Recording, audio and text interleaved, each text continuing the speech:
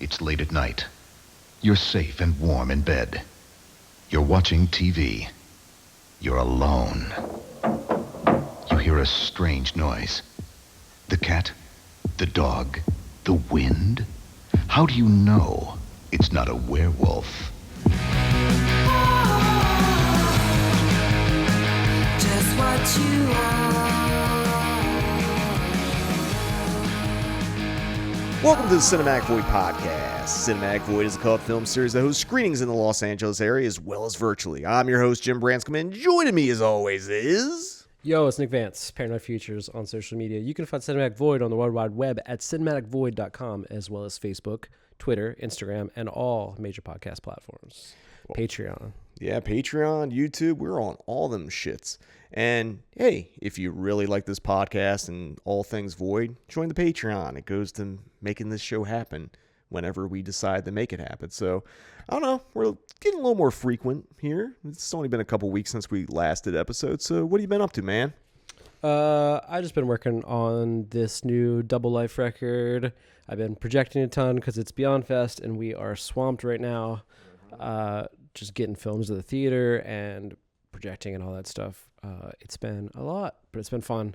Not been doing much else, to be honest. I don't know. Probably went to a couple shows the past few weekends. It's all a fucking blur, man. We saw Mortis. Maybe we talked about that a little in the... Yeah. You and Nikolai went and saw Mortis. Yeah. Oh, shit. You weren't there. My bad. I was at a show across town. Right on. I went and saw Repulsion that night. Shout out to the homie Scott Carlson and Hell yeah. Chris Moore, who we knew back in the Baltimore, D.C. days. You definitely went to the better show, but it's all good.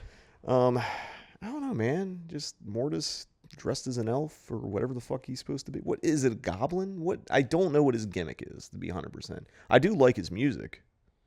Mortis on a tortoise. What is that? Is that just the actual meme for him? Yeah. Jesus Christ. Yeah, we were talking about, I saw Repulsion, saw a band called Public Memory because they were playing pretty much next to my apartment. You know, kind of electronic Portishead style stuff. Cool. I do want to mention the one downside to seeing Repulsion is at 1720, which, I don't know, it's a cool venue, but I Ubered down there because it's in like the wasteland, like some post-apocalyptic like section of downtown LA. And like Ubers are fucking expensive now. Yeah, they are. And I found out it's because LA, they have this booking fee thing where it's like, oh, it's based on like insurance and this and that. I don't know. It's like, this seems like a fucking scam. Yeah. This seems like to give me a reason not to go do shit now. I'm looking for a fucking reason. I dare you to give me a reason. Well, Uber's giving me a reason. It's like, if I can't drive to it and find parking for cheap, I ain't going now. Because I ain't going to spend that money on a fucking Uber. I don't like live music anyway. Yeah, that's a valid point. I like how we like both like, oh, fuck live music, but every one of these goddamn episodes. Like every weekend, like, I went to 3 shows. I fucking am miserable at all of them. Well, it's because you weren't dressed like a goblin at Mortis. You didn't fit in. Dude, people were wearing fucking elf ears. And they had like staffs. Dude, what this is the fucking Lord of the Rings? They had a bow staff like a Ninja Turtle. Oh, sick. You know, Donatello was my favorite Ninja Turtle. I know I hadn't asked, but now that you mention it, Michelangelo was mine because he's the fucking party animal. That's true. Which will kind of lead into today's episode. Cool. When we get there. Just a couple other things I want to throw out there. I just got back from Texas, if I could say the fucking whatever state. I don't even know what number state Texas is. But, you know, Texas, state of the union, part of the United States for now. Mortis on a ninja tortoise. That's what my intrusive thoughts are winning. I had to blurt that out. I'm sorry. Anyway, back to it. Yeah, I just got back from Austin, Texas. I did a screening of Mute Witness with the homie Jenna from Lunchbox Cinema. She had come out here and did a Videodrome screening, so we did Mute Witness down there. But also it was really just a vacation, so I could go visit all the Texas Chainsaw Massacre filming locations. Went to the cemetery for the film, which I thought was going to be out in the middle of nowhere, and it actually is, except civilization has come around that cemetery. Like, you could look, like, maybe not right from, like, the, you know, the iconic shot where those corpses are stacked up in the beginning of the film. Like, if you look to your right, Taco Bell. Oh, okay. Like, I guess that's, people are like, people are going to be hungry after a funeral. So we could put a donut hut, Yeah. fucking Taco Bell out there. Is there kind of like cookie cutter housing in the distance? Yeah, there is. Yeah. It's weird because it was the most developed out of everything. Went to the Texas Chainsaw Massacre house, which is now called Hooper's, which is a restaurant. It's kind of like the Michael Myers house, where they relocated the house from its original location, kind of remodeled, fixed it up. I mean, I don't think there's a lot of I'm sure there's original structure there, but they definitely fixed up some of the stairs and, different rooms. But it was really fucking cool because you could line up a lot of the shots in the movie in that place. Nice. And, wasn't, I've mentioned I'm a vegan. I'm sorry for those of you who are like, oh, you gotta talk about vegan. No, that's just, it's my diet. Jesus Christ. But, they accommodated. They had avocado toast, had to, get the feta and egg left off of it. But, I could eat there, and it was really fucking good. Coffee was great. Because it's it's not, they didn't lean to the Texas Chainsaw Massacre theme for the food. Yeah. I mean, if you were getting cocktails, they definitely had, Grandpa's Old Fashioned or something like that. Mm-hmm. So they were serving alcohol fucking 9 a.m. Cool. Not fucking around. But it was like a diner. It was the closest to a East Coast diner I've been to since moving to LA. Even the waitresses were the fucking sassier old ladies. You're like, fill up that coffee, hun. Oh, you want us to take a picture? The table we were sitting at, it wasn't the original table, but they had a table set up just like the dinner sequence from Texas Chainsaw Massacre. Sick. Jenna was sitting where Grandpa was sitting. It was fucking great. Cool. And also did the gas station, which they sell barbecue, and I guess they have Airbnbs out the back where you could stay at. But it's basically a horror shop in there, Yeah. which sells everything but things from Texas Chainsaw Massacre. Sick. I think there's a weird lawsuit between Vortex that owns the IP or whatever. And I guess they had been selling some Texas Chainsaw Massacre gas station stuff, and they're like, nope. So there ain't no Texas Chainsaw Massacre shit for sale in that place, which is kind of crazy. But I mean, it was cool to go to the gas station, but probably out of the three I was a little disappointed. Mm-hmm. But trip overall was sick. A couple other things I'm just gonna throw out here real quick. Did a screening of Starry Eyes with the homie Kevin Kelch, Dennis Widmeyer, Alex Esso, and Travis Stevens. Really fucking fun. Cool. 10th anniversary screening. Had a blast Kevin because he said Beyond Fest instead of Cinematic Void. He's like, whoa, this Beyond Fest screen. I was like, motherfucker, you come here every goddamn week. Yeah. Not just busting Kevin's balls. I love Kevin, but it was a fun Q&A. It was kind of I'm glad when I can do Q&As like that with friends. Kevin, please let me know when I can get your DCP back to you. Oh, did we take it back to the office? Yeah, Matt brought it back to the office. I wish he had, figure it out. because last night. He took it back the day before Kevin was there, basically. Yeah, because when Kevin was there for Bell from Hell, I was gonna run upstairs and grab, and they're like, "Oh, back at the office." Like shit. So next time we're at the office, I'll grab a DCP and hand it back to Kevin. So Kevin, you will get the one Starry Eyes DCP back, which your distributor doesn't have. There you go. Won't say who it is out loud, but. And I guess one last thing before we get into this premise, I want to give a shout out to the homie Derek Millen. Does detours on YouTube, avid listener, been on the podcast. He had heard the story we talked about in the last episode about hey, what are you doing on this day? And I had mentioned the Ken Foree story. Yeah. He's like, hey, Ken Foree? I'm at this horror convention. He's like, if I name drop you, can I name drop you? I was like, yeah, go ahead. So I'm at home, mind my business, get a FaceTime call, and it's like, Derek's like, about to go talk to Ken Foree. And I don't know if it was one of those things where I don't think Derek was meaning this, but it was kind of a dare to see if I actually knew Ken Foree and put me on the spot. Yeah. Because he had his FaceTime. I was like, oh yeah, Ken. So he hands the phone, and Ken, the second, so I was like, oh, Jim, where the hell are you? Sweet. We talked to Ken Foree on Derek's phone for 10 minutes, and then Derek got to hang out with Ken, and Ken's one of my favorite people, so yeah, nice. So shout out to both Derek and Ken. I know Ken doesn't actually listen to this, but yeah, gotta shout him out anyway because Ken's a homie. But we should talk about the premise of this episode. So we talked about we're doing a Teen Wolf episode, but we decided to do something different on the fly. And do you want to talk about what we did for this episode? We did. Yeah. Why the hell not? We basically just made a commentary, you'd have a Blu-ray commentary for it, but so you'll be able to watch it on YouTube or something like that. So I think another reason why we decided to do this as a commentary is we've done a couple commentaries now. We've done Redneck Zombies, and just announced was Mindbenders coming out on Vinegar Syndrome, which we mentioned last episode, and I wasn't sure when it was coming out, and Claudia, who been very generous in sliding these opportunities her way, had told me, she's like, I think, what did I see? I saw her Texas Chainsaw Massacre. And she was like, hey, that disc should be coming out soon. I was like, oh, cool. I didn't know if it meant like October 1st, November, but it got released, or it got announced. I was like, 6. So, hey, pick up that Mindbenders. But you and I like doing these commentaries. And, we're going to watch the movie together anyway before we talk about it. And then we're going to talk about it. So why not just do them together and let people hear it that way? But we're going to take a quick commercial break. But when we return, we'll be doing a commentary for the 1985 film Teen Wolf here on the Cinematic Void podcast. Hello. Hi, Michael J. Fox. He's got style. Right. He's got class. Looking for someone in particular? Not you. He's got hair all over his body. I'm going through changes. There's something different about you. Michael J. Fox is a wolf in teens clothing.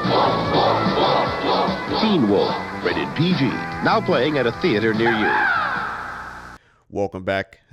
Nick and I are going to be now doing the Teen Wolf commentary portion here on the Cinematic Void podcast. For those of you who wish to listen along as we're doing this, our commentary is going to start after the second lion roar from the MGM lion. So go ahead and pause this podcast right now, or I'm going to count down, I guess. I'm going to count down 3, 2, 1. After 1, pause. Then the lion, after the second lion roar, then unpause, and we'll be in sync. So 3, 2, 1.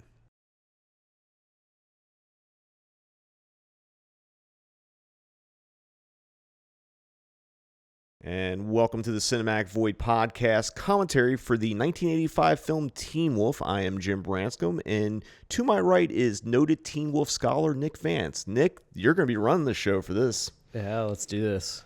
This is your all-time favorite movie. I really think so, man. I mean, it's maybe the movie I've seen the most, I love it, and we're going to talk about it. I mean, you're a little bit. A little bit? A lot of bit? I saw your fucking notes. Jesus.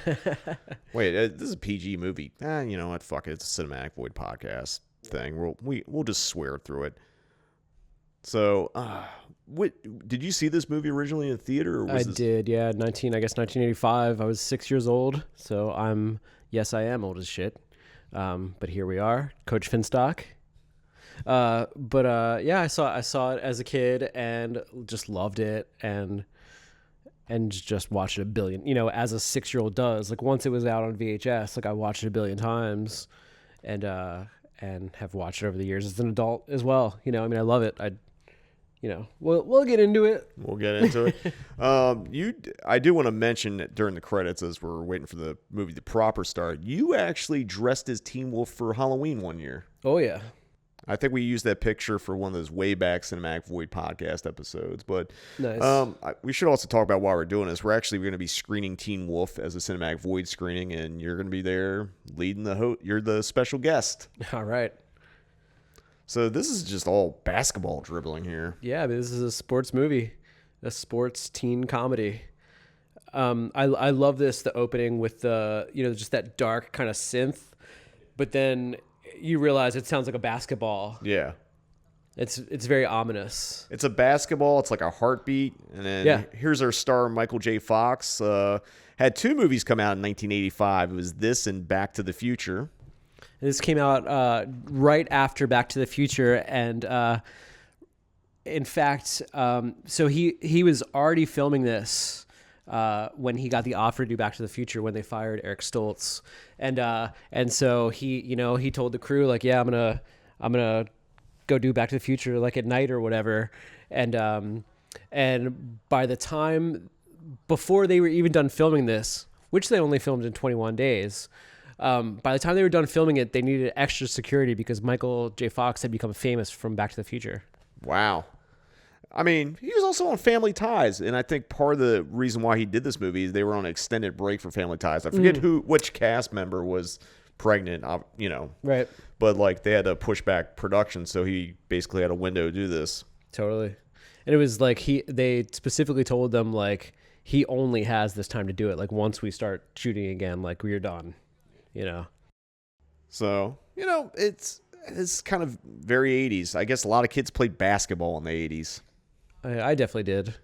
I did too, but not, on a high school team or anything. I wasn't that good. Maybe like early night, like middle school. Yeah. So we should talk about this film was written by Jeff Loeb and Matthew Wiseman. Jeff Loeb, he wrote comic books, but him and Matthew Wiseman also they have a story credit on the Arnold Schwarzenegger movie Commando, and then someone else got the full writing credit. Jeff Loeb actually went on to be one of the executives on a lot of those Marvel shows that I've never seen, because I haven't seen a single Marvel thing since Iron Man in 2008. This movie was directed by Rod Daniel, who, directed a lot of episodes for WKRP in Cincinnati, one of the greatest TV shows ever made. And he directed a lot of TV, but he also did a couple other movies. They're also dog-oriented, because this is Teen Wolf. He did K-9 and Beethoven's Second. He also did The Super. The Super? Oh, no Can't shit. forget that. Yeah. Dude, that was a movie I saw a lot on HBO. He also did he did Like Father Like Son, another one of those body swap movies. Kirk Cameron, Yeah. Dudley Moore. Dudley Moore. That's what year did that come out? Because that's like the epitome of like 80s, maybe early 90s. I want to say 89. Yeah, that sounds about right. There it is. He There it sucks. is. Yeah, I like the little Chariots of Fire like cue or mockery thing. You really didn't know whether it was going in or not, Yeah. I mean, they had the slow-mo. Like, usually is the trope of slow motion is when, like, you get your highest achievement and then, no. So, what about Scott Howard did you relate to as a kid and as an adult, apparently? I mean, he was like, much like Marty McFly. I definitely relate those two films closely. They came out the same year, blah, blah, blah. Saw them both in the theater. But, the character he plays, or really just, he's like a kind of everyman cool, Like, it's not the over-the-top leather jacket, sunglasses cool. Yeah. It's not Rudy from Monster Squad. Yeah. He's just like, you can relate to him. He's like the normal guy. But he's cool. He's cool with it. It's kind of like, because, 85 was the year he kind of just blew up, as we were kind of talking about. Yeah. That was it. Like I say, he really blew up a lot. Like, in the 21 days that they were filming this, it was like night and day. Yeah, I mean, he's also like Michael J. Fox has done a lot of high school movies, and he was in a pretty well-known TV movie called High School USA. He was in it. Todd Bridges. Who else was in this? I'm trying to remember. I think there was someone else in. I'm cheating here, looking Coach up. Finstock here, maybe, definitely top 3 characters in this movie. He's Top 3. well, dude, you got Styles, you got Scott Howard. What do you? It's true. Oh, I was thinking about John Grease, Uncle Rico, and actually King Vidiot from Joysticks. He was in High School USA. Oh, okay. He was also Michael J. Fox was also in Class of 1984, the Canadian exploitation movie. That's right. He is a Canadian. Is he Canadian? I believe so. Yeah, he was in that movie and definitely a little against type, and definitely wasn't doing that kind of shit after doing Back to the Future. Yep. He was Canadian American. Oh, that's why he was in it. He was also in Poison Ivy, another great TV movie. Right on. Summer camp TV movie. And see here, they're making a reference to, he's saying he's going through some changes, and he kind of makes reference to he's going through puberty or something. Yeah. So is this movie just a metaphor that puberty is? That's what I'm getting at. Yeah. Yeah. Oh, that now I remember. You turn 13 and you're the fucking wolf, bro. Yeah, hair's growing everywhere. Don't know what to do with yourself. Mm-hmm. The other movie he did was Midnight Madness, which was a Disney release. Oh, okay. Like David, one of those kind of Disney horror. Yeah. No, it was actually like a high school movie. Okay. Another one. David Naughton from American Werewolf's in it. Eddie Deason, I believe, is in it. If my memory serves me correct, yeah, Eddie Deason. Yeah, it's again lots of high school movies. It felt like he was just internally high school going into college for like years. So this guy, Jay Tarsis, who plays Coach Finstock, he's actually a writer, and he wasn't really much of an actor. He was kind of a friend of everybody, and he got cast. Originally, you'll see in a few minutes, Scott Howard's dad was originally cast to play the coach. Interesting. But Jay Tarsis is a writer, and he wrote on a bunch of like the Muppet movies and shit like that. No shit. Yeah. So I believe this is actually the high school here is actually a middle school that I forget what it is, but it's off what the hell is it off of it's a mid Wilshire area, kind of going towards Miracle Mile. It's off of McCadden, which is like McCadden's one of the streets that kind of bookends the Egyptian Theater, which is why I knew it.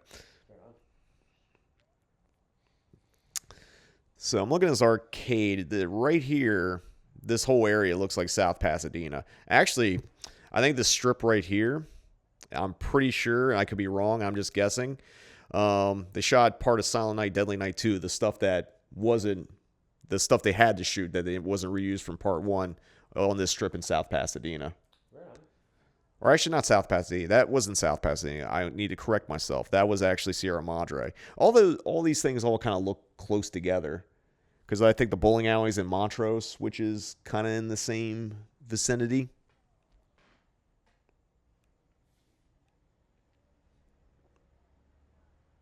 I'm pretty sure I've walked up this strip of street.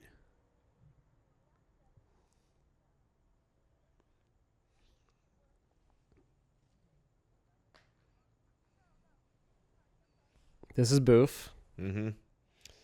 Who her character was actually based on a girl that one of the screenwriters knew, like name and nickname and all. How he met that girl was she was like walking past, and he just thought she was hot or something, and he said something. He just like tried to just say something, and she said, "Did you just call me Boof?" And he didn't. But then they did end up going out, and then that became like a joke between the two of them, and her like nickname from then on was Boof. Interesting. So basically paying tribute to her.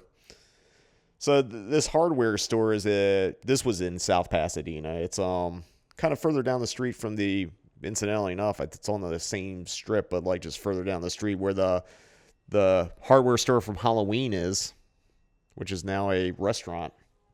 In beautiful South Pasadena. Now, this movie takes place in Indiana, which is, I don't know, there's something about South Pasadena, like that whole area that just kind of like gives you that fake, like, small town, Midwest kind of vibe. Totally. I believe this takes place in Nebraska. Oh, Nebraska. Did I say Indiana? Am I just making up shit? Same difference. It seems very Indiana. I mean, so now it's the dog whistle bit. I wish I knew the name of the actor that was whistling. He looks familiar, like he's in a bunch of other things. I don't know. He's probably just a young kid, like bit part player in like a million fucking 80s movies. Mm-hmm. Carl Steven, Whistle Boy. That's Carl Steven was in Honey, I Shrunk the Kids. Snoopy's Getting Married. Damn. Star Trek 3.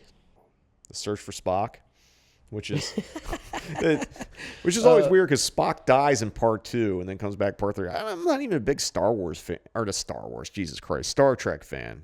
I'm sure someone is about to fucking murder me. It's like, you don't confuse those things. It's like, I don't know.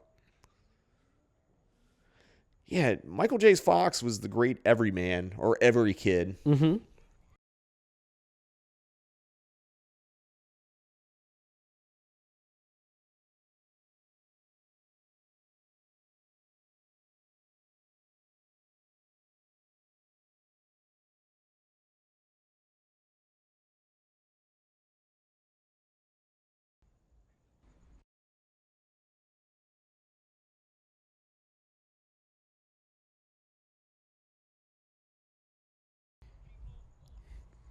Acting.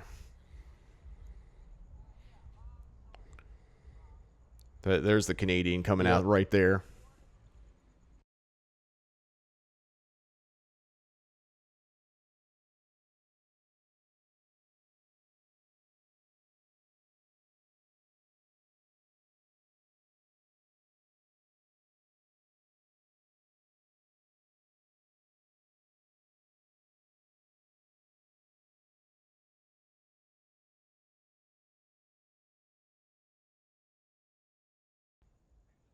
Who's this guy, Nick? I think it's Kirk Lolly. Yeah, he's played by Scott Paulin. Oh, is Kirk Lolly the character's name? His Shit. character's name. Oh yeah, Scott. What is his name? Scott Paulin.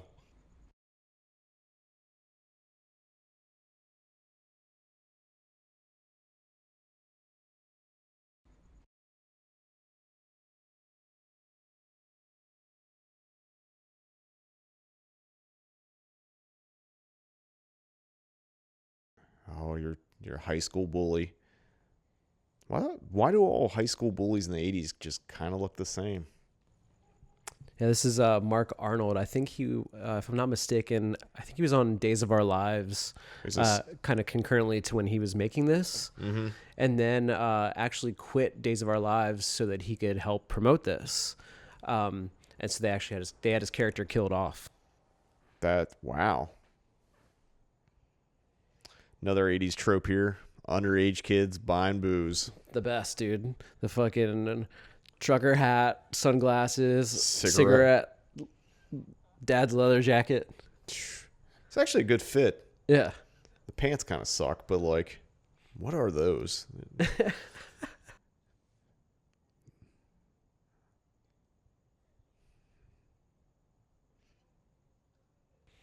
Well, something. It was $2. Well, $2 went a lot further in 1985. True. Dude, that's a True. fucking That was hell like of a, that was like $10. yeah. This is a hell of a needle drop here. The soundtrack is killer on this thing. Yeah. It really is. You know, you wouldn't expect like Teen Wolf to have like a banger like synth soundtrack. And this is Lewis.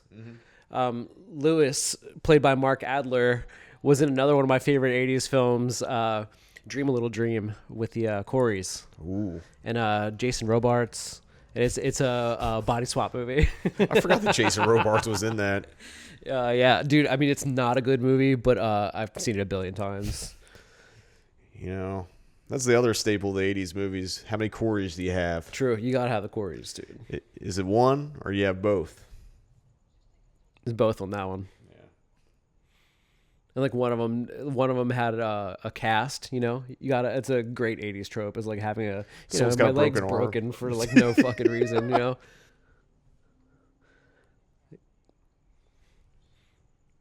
I think the character's name was Dinger or something. Damn, you know, Jesus. what's up with that? What's up with Dinger? Just having names like Boner and Dinger. I mean, it's just it's weird '80s thing of like having right. Yeah, I think it's just people were fucking juvenile.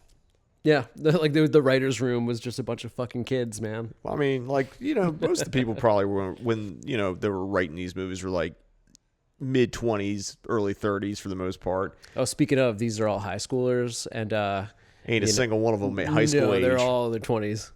I mean, that's another thing. Like, if you watch most 80s, like, high school movies, most of them are like 22, 20, like, they're all fucking college age. I think MJ was like 23, but Styles was maybe even 29. God damn. Jerry Levine, by the way, I don't know if we've talked about No, we Jerry have not. Levine, but Styles is one of the best sidekicks in all of film. I mean, your movie, your protagonist is only as good as the sidekick you have. True. I mean, who wears a fucking shirt, a baby blue shirt that says obnoxious on it? Dude, Styles, bro. Yeah.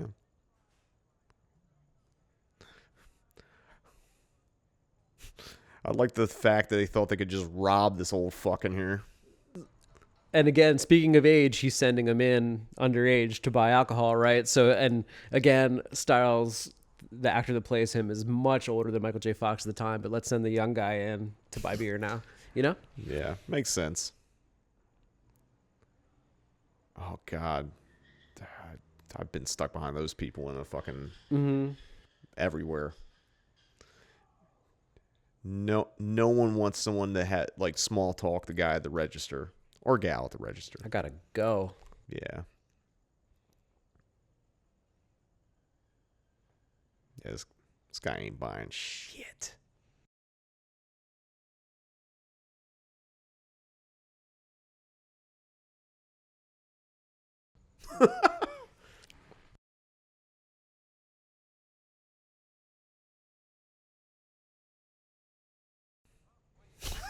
Just going right to the like little bastard. That is one angry dude. I do kind of like this like slight like transformation thing. Yeah. Well, earlier, when he was in the locker room, he had He's a got the long long ass hair. hair on his chest. It's like they're kind of slowly. Yeah. It's the rollout. Yeah. But like the little red eye thing.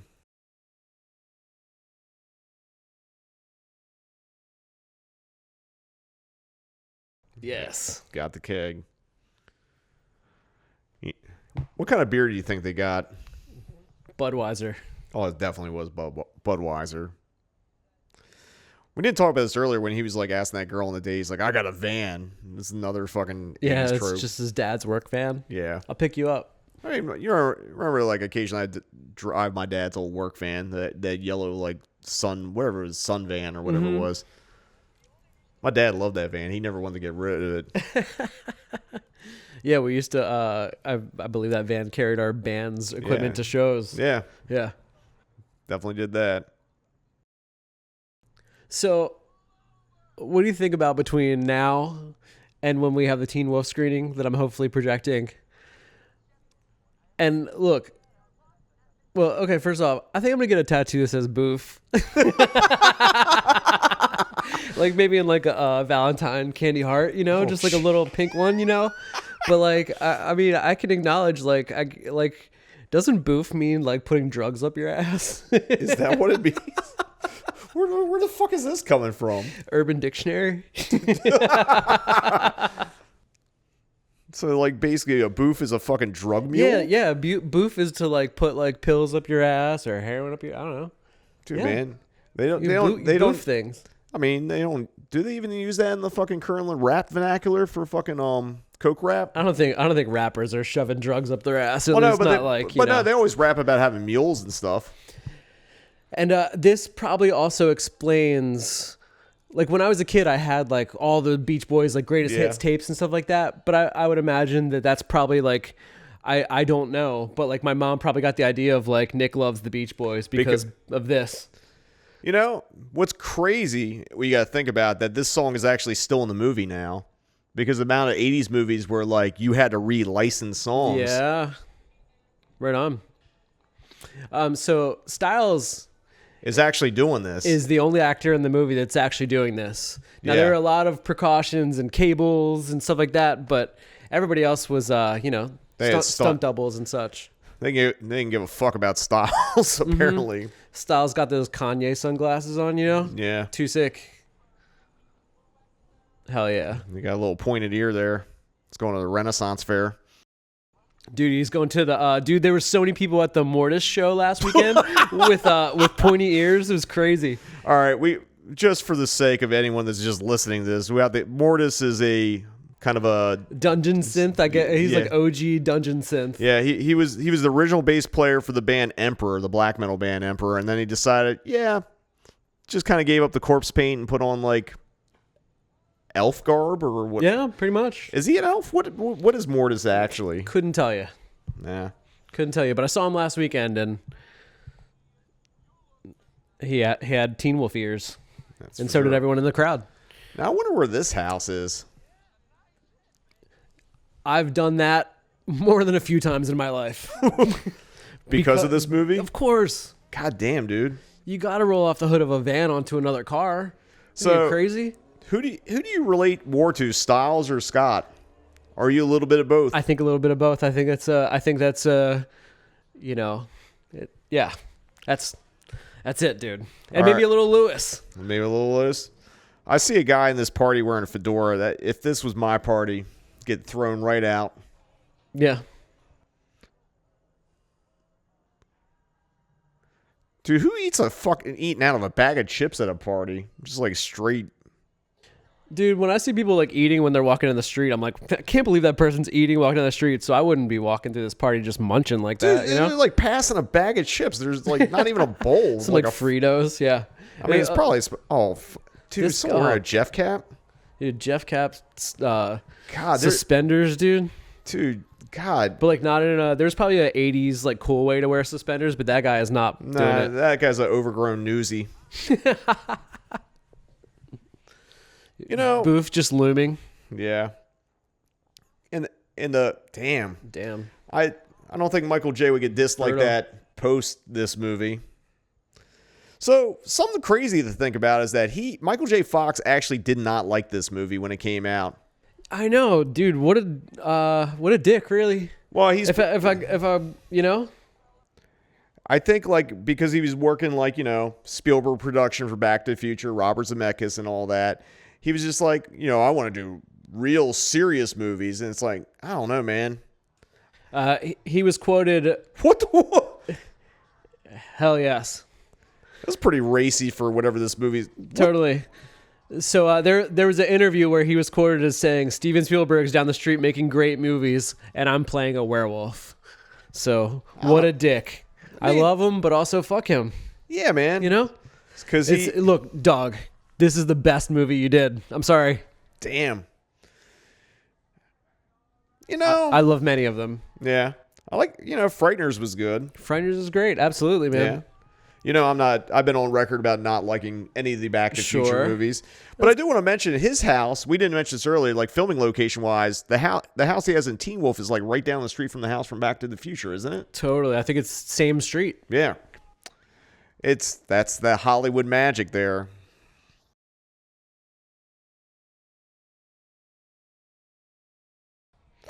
And then we got hang on. Jello? we got Chubby here, Mark Holton. Yeah. Was he the only one that actually made it over to Teen Wolf 2? He definitely did. Yeah, nobody else. But you may know him as from the Pee-wee's Big Adventure. Oh, that's right, because he's the fucking He's bully. Francis. He's dude. Francis the bully. Yeah. Which, incidentally enough, not down the street, but in the kind of close proximity to those houses is the Pee Wee Herman house from Pee Wee's Right. Big Adventure, Totally. which is also near the Michael Myers house from Halloween. It's a weird cinematic universe. Hell yeah. I saw the RC Cola. Is RC Cola the actual like product placement of this movie?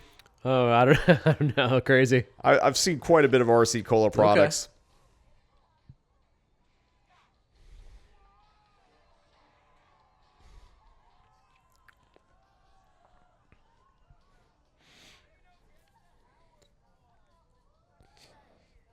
So Susan Your City, who plays Boof Boof? in this, yeah, she was basically cast in this movie because the writers saw her in another '80s, well, more of an '80s sex comedy, which was Zapped with Oh, okay. Chachi, Scott Baio. Oh, sweet. Right on. You ever seen Zapped? I haven't. It's his finest hour, Right on. and I'm sure he doesn't mention it to all his very right-wing political friends that he was in Zapped, or maybe he brags about it. I don't know. Was they doing 7 Minutes to Heaven, or whatever they call it?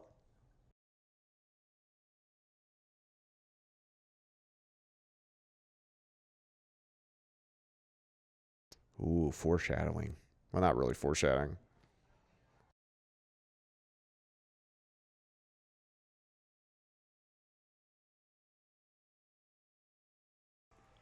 The soundtrack's great, man. Yeah.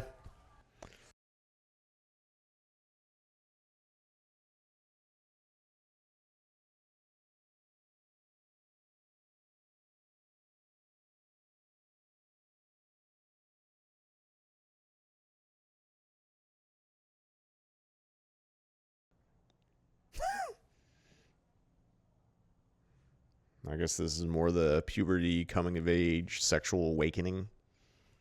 All these metaphors wrapped up in being a werewolf. I don't understand what this fucking whipped cream writhing on the ground thing is. It's just what people used to do at parties.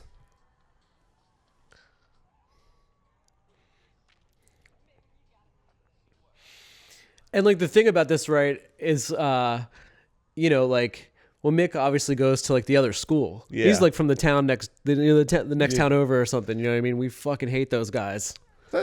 The dragons, dude. Yeah. Fuck them. Oh, that slap she did. Apparently, when they first did the take, she slapped the shit out of them for real. Right And on, yeah. And they're like, you gotta pull your punches. You had to do some pro wrestling there. Mm-hmm. Weren't supposed to actually like knock the shit out of them.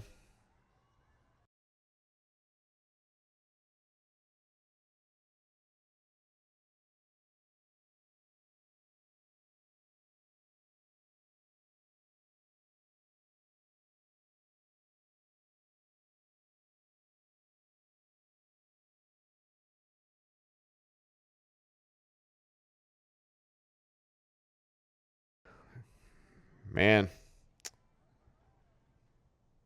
Just ripping her back up. That's what happens when you're a raging werewolf. I do like the fact they've kind of like stretched out the point of him like, transforming. And it's like in stages.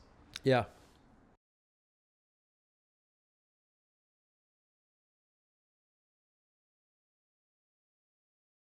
So that fucking 808 is kicking in this movie. I guess that's what it is, right? 808. Yeah, it sounds like it. Yeah. Something like that. Such a nasty little like synth thing or whatever 808 was. Drum machine. What was it actually 808? Is it a synthesizer or drum machine or It's yeah, I guess you'd say it's a drum machine. yeah. So now we're getting the transformation scene, which is basically your money shot in any werewolf movie. So we're gonna just watch this here and I'm gonna ask you as the Teen Wolf expert and maybe we'll say werewolf film expert in general. How do you rank this in like the transformation like canon of werewolves? I mean, it's up there, dude. It's up there for sure. I mean, look at the nails, dude. Great stuff. You know what I actually like about this? Because usually in American Werewolf in London and The Howling are both guilty of this. You see one hand transform at a time. This one you got to see the nails grow at both times. Mm-hmm. Got the ears. It's kind of like the I was a teenage werewolf, like I think the Michael Landon thing. I think this is more what it's based around as opposed to like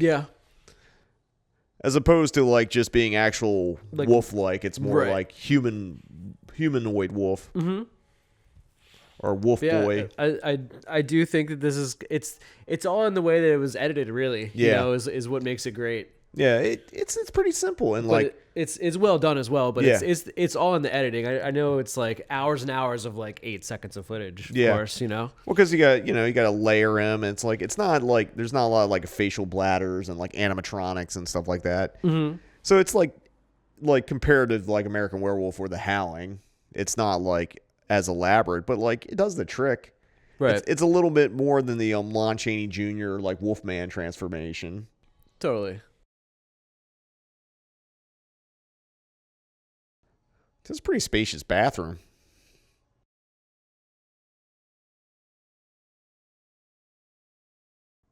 And there's the reveal. Dude, imagine finding out that your dad is Jerry Garcia Werewolf.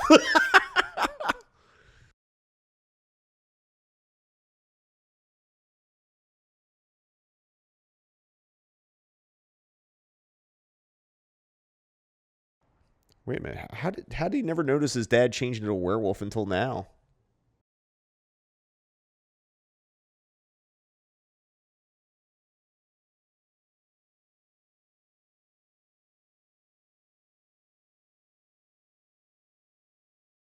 It's kind of interesting that like it's not you're bitten or anything like that or cursed or whatever. It's just like it's hereditary. Yeah. Yeah, it's like trying to do the sex ed talk Yeah. as a werewolf metaphor. This movie's very metaphoric. I mean, I guess that's what you had to do in the 80s. So that was like he got a boner in the bathroom and then he opened up the door and his dad also had a boner. Dude, but we're just going to stop right there. I have no way to go with this. I mean, but yeah. Dude, you use a Nestle Quick as hot cocoa? Is that a thing?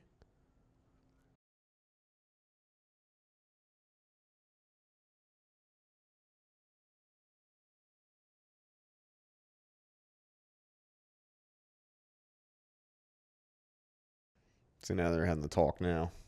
Yeah. Sun, it's when you get feelings because of the moon.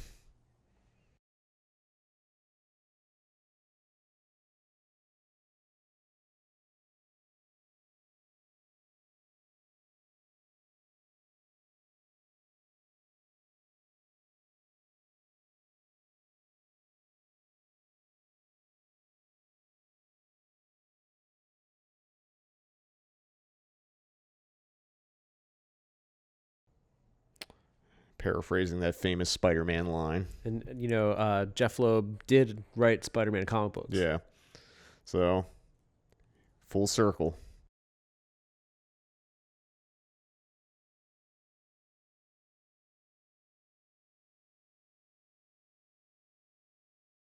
I mean, Yeah.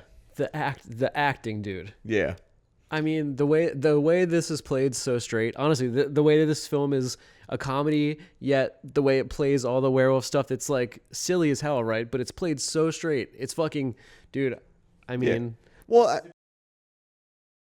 I mean, the thing is, what makes it work is the delivery. Because, I think, there's another werewolf comedy movie that Larry Cohen did called Full Moon High. And I love Larry Cohen as a filmmaker. He did the stuff and God Told Me To and wrote the Maniac Cop movies and stuff. But, it's a very, airplane style, very on the nose, joke-a-thon. And, speaking of, Yeah. great gag right there. yeah. Sometimes the jokes have to just be as simple. And then they hit you with one more. Yeah. Boom. Yeah, little Pratt jokes.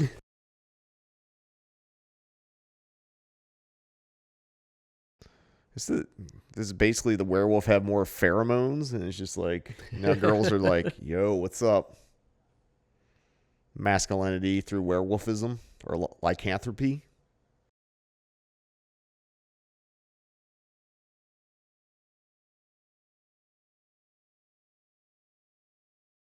I don't know.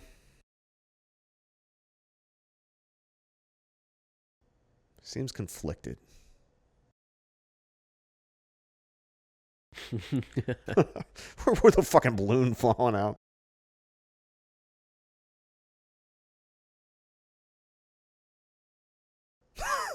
That fucking shirt. I should mention, even though no one's gonna see video of it, that you are wearing this goddamn shirt. Goddamn right I am. Where I'll be wearing it at the screening too. You're gonna wear the fucking. Are you getting the Teen Wolf jacket? You're gonna wear the what you looking at Dick Nose shirt. Where'd you get this shirt? I can't reveal my source. God damn it! A she-wolf.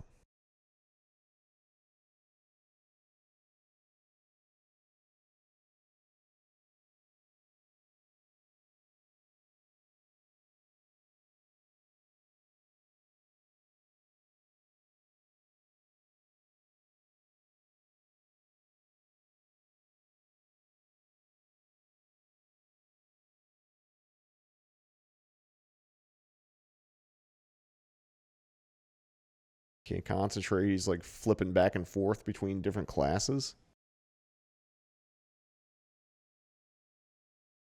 I did want to mention this movie looks really good. And I wanted to talk about the cinematographer, Tim Shorstedt.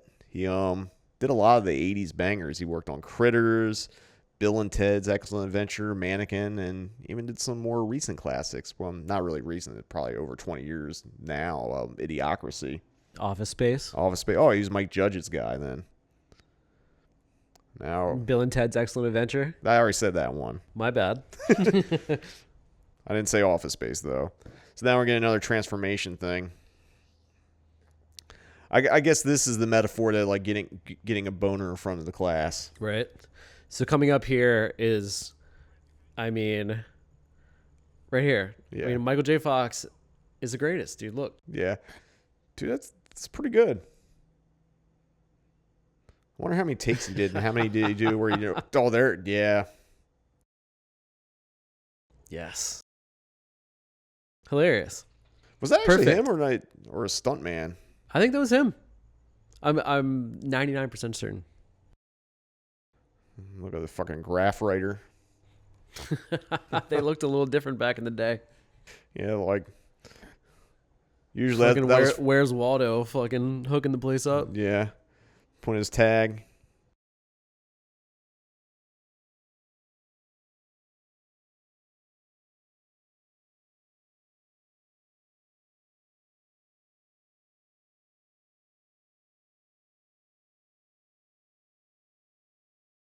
So we got Principal Thorne here, Jim McCrell.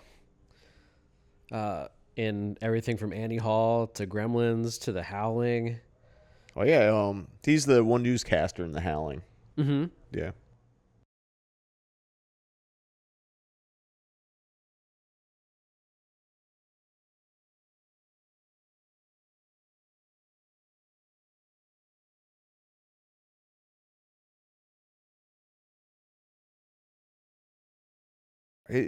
How they're making him act now is like he's like a drug addict or something. It's like got the fucking shakes.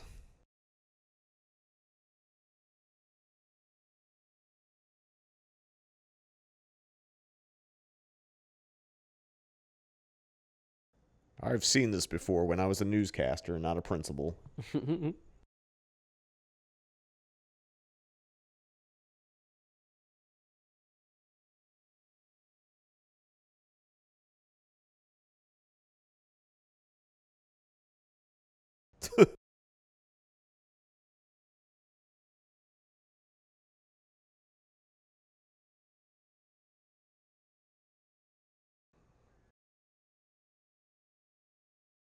Another 80s trope. Homophobia.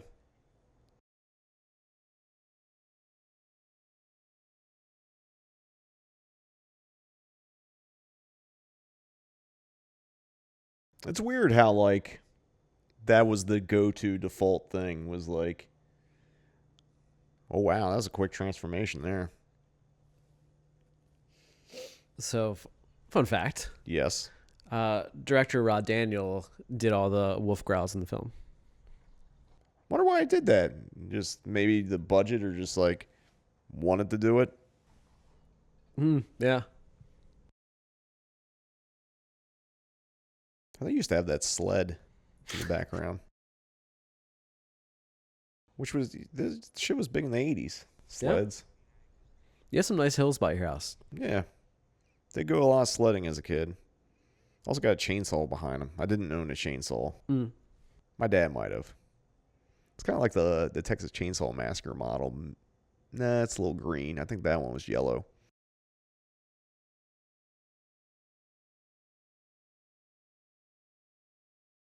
Titular line. Smell what you're looking for? Is it the fucking rock? Did you just now, like, the joke sink in on for you? He's looking for weed. Oh. Well, he's like, what? Yeah. Keen sense.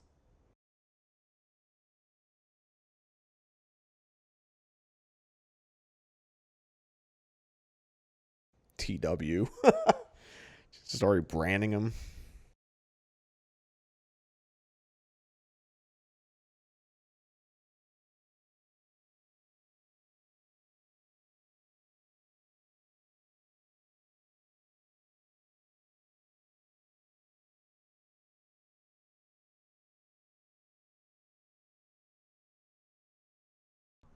I like to think that I'm a little more influenced by Styles pre-Wolf than Styles post-Wolf, because you kind of get two different styles. Because he kind of takes a step back. Well, you'll see. Yeah. We'll get there. We'll get there. I haven't seen this in a while. I should mention, like, I don't religiously watch this. Like, you've watched it like 3 times today before I even came over. Yeah.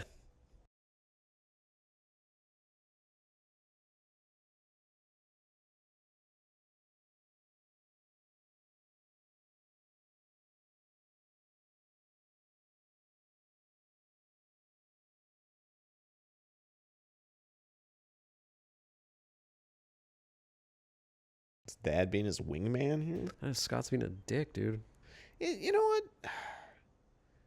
I know it's an 80s trope that, like, you're supposed to go for, like, the blonde girl and not the cute nerdy girl, but it's just like, for me, it's just like, it wouldn't even be a choice. Just go with Boof. No, he's got some riz right here though. Yeah. Like I was just grabbing leaves off a tree. But that's probably because he's now become the wolf. So now he's like, so anyway. So anyway, well now he's got game. Yeah.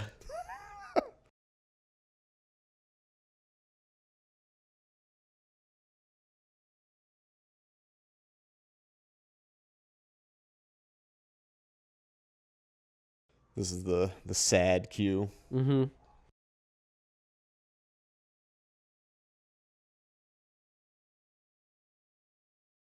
Whoa.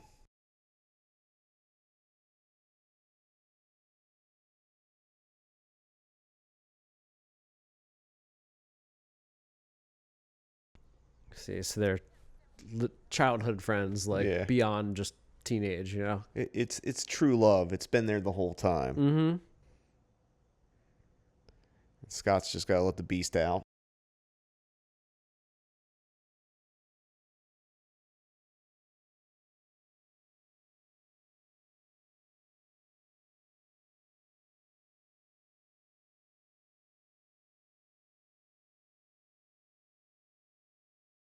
I guess trying to explain to people that you're a werewolf is hard to fucking explain. Yeah.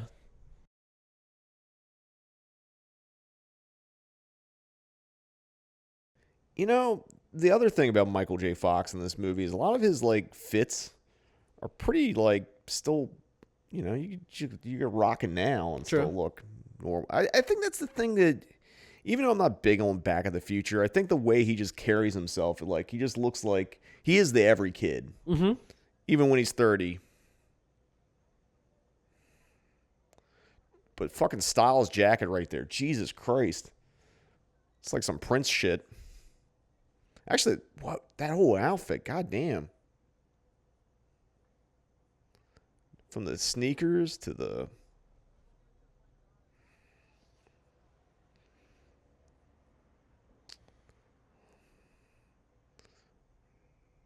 eating a hard-boiled egg, that's just, you know, even when I wasn't vegan, the one thing I'd never do is buy a fucking hard-boiled egg at like a 7-Eleven or something. I don't know. That seems like a death sentence. You'd be farting for days, dude. Yeah, I wouldn't even be worrying about I'd be worried about the fucking food poisoning you get from it. What's up with like the ROTC and the fucking... Yeah, you gotta do something. Fucking brick, son.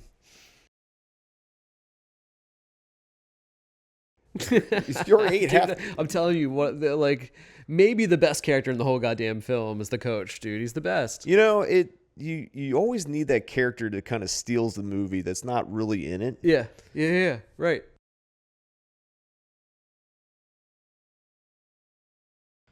I'm assuming this movie also has an Adidas sponsorship just based on the Right. jerseys. So RC Cola. He's definitely wearing some Adidas. Like during the change, Yeah. in the bathroom, you can clearly see the Adidas shoes. So it's like Adidas. Adidas was big in the werewolf movies. They also sponsored Monster Squad. Right on. Yeah. There's a famous like ad with Andre Gower, like all fucking Adidas'd up, and all the monsters had Adidas on. So the all this basketball footage, it was all like, you know, very scripted and planned out when they started filming, but they still weren't having much luck having it look like a basketball game, right? So Michael J. Fox says to the director, "Why don't you just let us play basketball actually and just film it? And, you know, we'll see if we can get some good shots and we can add it together and make it look like we're playing a basketball game." And so they played basketball for an hour, and they sucked so bad that they couldn't use any of it. So there's somewhere floating around in a full hour of them playing basketball really badly. I mean, there's nothing but white dudes on the court, and none of them were fucking Larry Bird or John Stockton. I wish that were one of the extras on the Blu-ray. The hours of shit basketball. Yeah. I mean, So they went back to the script after that. I mean, you know, I guess like when did Michael Jordan become big? Like 85? Start coming 85? Maybe so. And then you can see here it's the dunk. the other actor that plays the wolf in the film. So there's actually someone else in the wolf suit here during the basketball scenes. This is a college basketball player. You trying to tell me that Michael J can't ball? MJ can't ball. Well, he is Canadian. Yeah. Probably could play hockey. And he's like 5'3". That's that is that true. That's maybe not true. By the way, I don't mean to be mean. I'm not tall. I mean, I'm not either. I like that he transformed. They're just letting it go. Dude, they're just like, bro, now he can ball? Yeah. Like, And then, dude, this fucking song, dude. yeah. It's like kind of Randy Newman vibe. you Yeah. know? It's But exactly it's what not. it- It's like fake Randy Newman. It's freak. They couldn't afford Randy Newman. They got this guy. Like Dandy Pooman or something like that. I did download this soundtrack today. It's kind of hard to find. Fucking found a media fire file for it. Oh, that fucking dunk is sick, though. I just saw the beaver mascot, which is even more hilarious with everything going on. I think the beaver's actually scarier than the werewolf. Just fucking balling hard.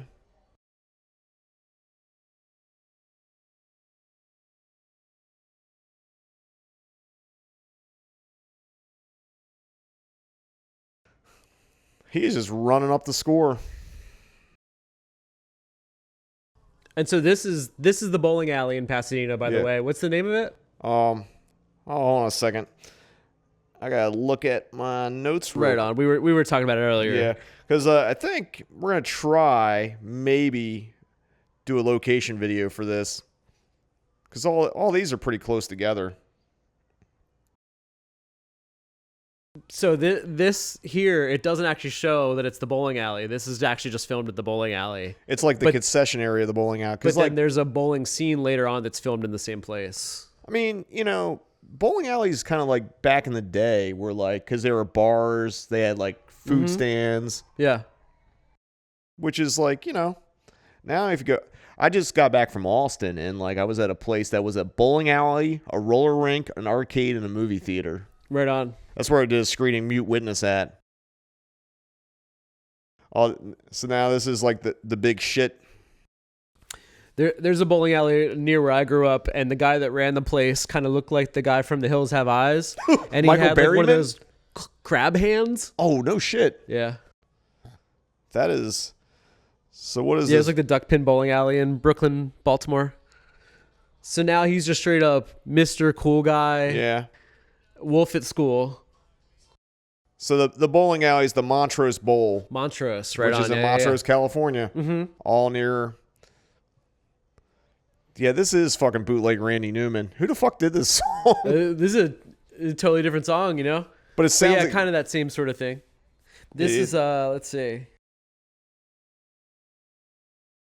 That was Way to Go by Mark Viha.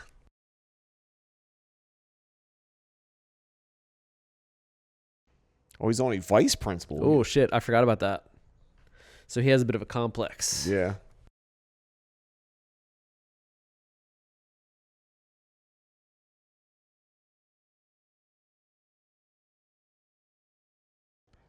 Is that the first black guy in this movie?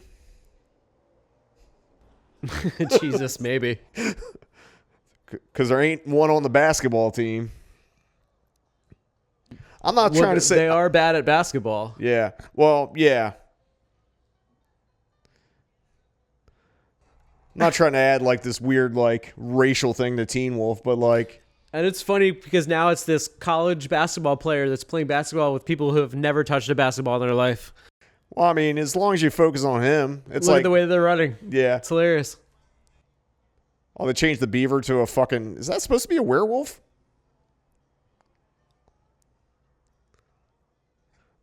I like how this is now montage style. Yeah.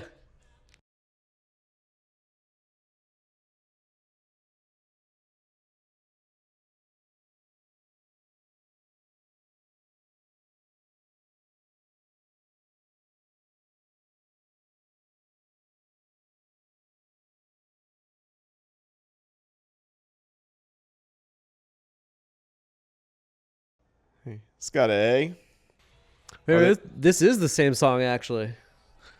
I thought it was. That's It's, crazy. it's just 8 minutes long. It's like a fucking Right. doom metal song.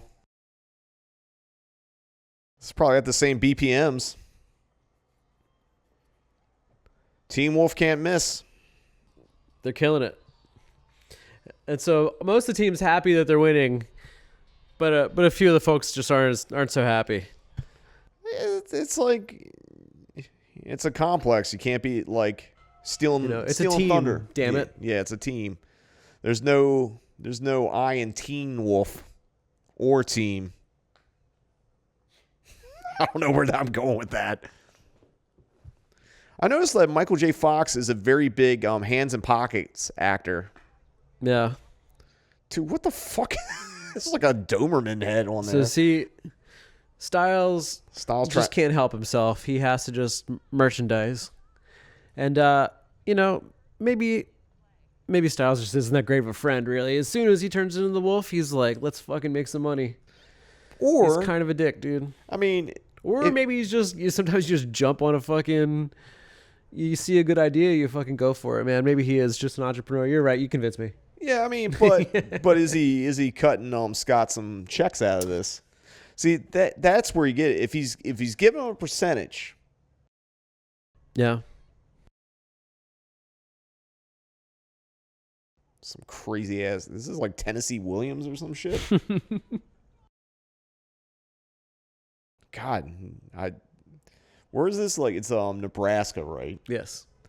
I guess Nebraska. Where's Hoosiers take place? Is it like That's Indiana. it's Indiana? Or Indianapolis. I don't know. It's in, yeah. That's probably why I'm thinking of like. Are you sure Hoosiers corn? I don't know.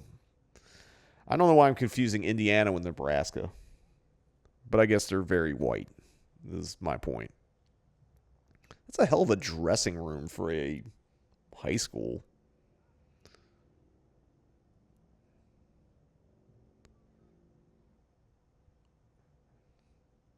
Is he Union or like Confederate? I can't tell with that uniform. Oh. This was definitely my first time seeing this. At 6? That's Seeing this in the theater, I'm like, oh boy, Yeah. mommy. Mom, Jesus Christ. I mean, this is the seduction scene. How much taller than is she than him?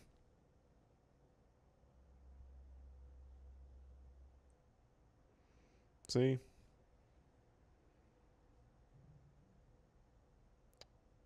That's the blood rushing to a certain appendage that has nothing to do with lycanthropy.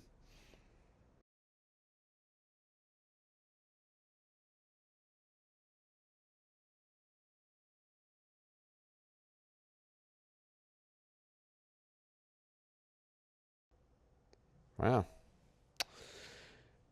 Can't really cut around what that just happened. Or that. So here we are back at the Montrose Bowling Alley. I like that it has to be full werewolf mode to bowl. I like that just being a werewolf makes you just good at shit. Right, that is super strange. I definitely need one of these shirts that Styles made, though. I do need to clarify that I don't have one of those, and I've always wanted a lavender Teen Wolf shirt. I'm surprised someone doesn't have it on like Etsy or like Redbubble or. Mm-hmm. I mean, they probably would suck if they were on there. Yeah, they probably exist.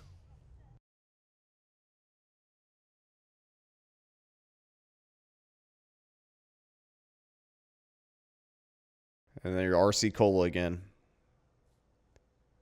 And Guess jeans, apparently. The granny style bowling.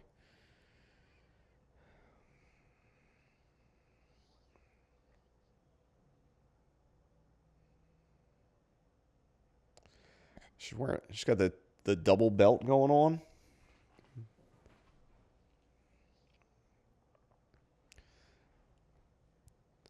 Man, the innuendo in this is getting crazy.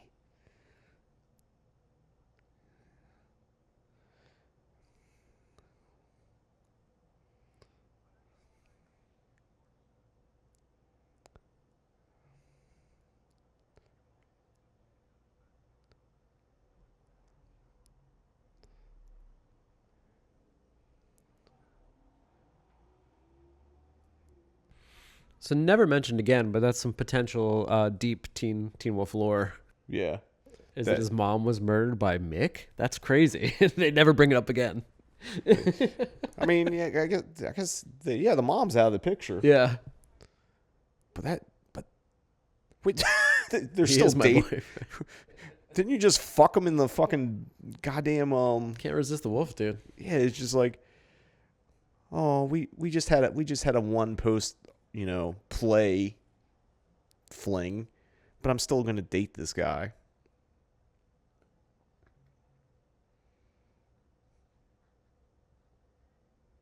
What? Dude, the fucking politics of high school. Yeah. Well, like, yeah, she's like cheating on her boyfriend this day, and really they go bowling, and it's the one place like he's there. Yeah. That wouldn't really happen. That's okay.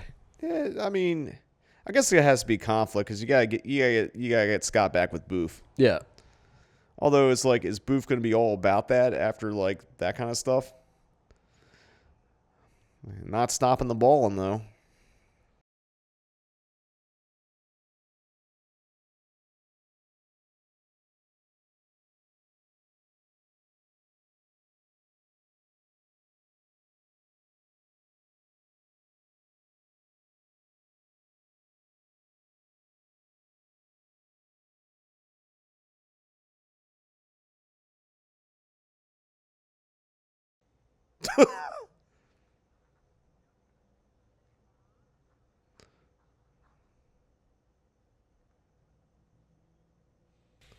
Damn. The guy that plays Brad is Doug Savant, who was in Godzilla, Maniac Cop 3, Trick or Treat, the one. The which Trick or Treat? The one with Ozzy. The Ozzy one, yeah. Ozzy and Gene Simmons one. Gene Simmons, Cinematic Void guest. And he was also on Melrose Place and Desperate Housewives. Hitting the TV market. The scandalous TV shows, I guess. Speaking of scandalous, the reason Family Ties got so popular is I think after the first season or two, they paired it with The Cosby Show, and then it took off. Interesting.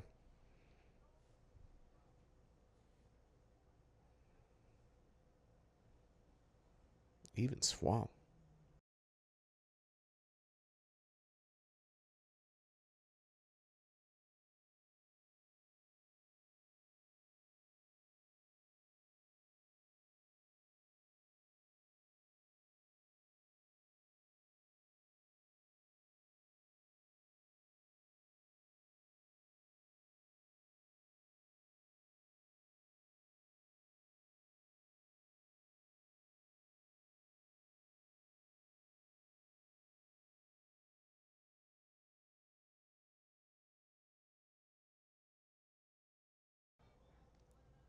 The second Beach Boys needle drop. And I believe it's just a stuntman. I would At assume least so. there for sure. So it's actually I think 3 people wearing the wolf suit. Yeah.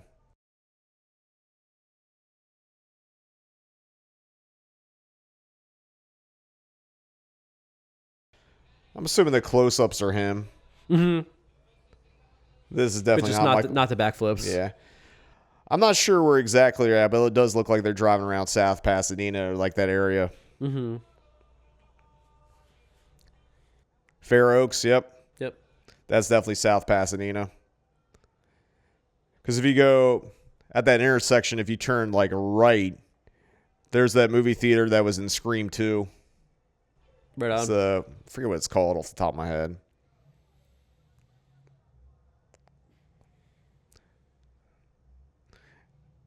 It's kind of weird how like South Pasadena is like kind of changed, but also kind of the same. Yeah, some of it still has that same kind of Yeah, overall it still has that kind of vibe. small town feel to it, you know? Yeah, except they ain't small town. It's expensive as fuck to live there. Yeah.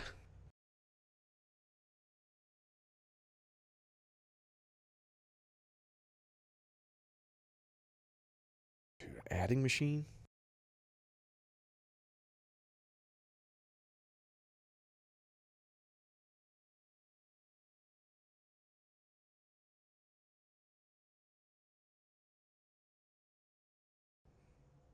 Trying to get a grip on that RC Cola right there.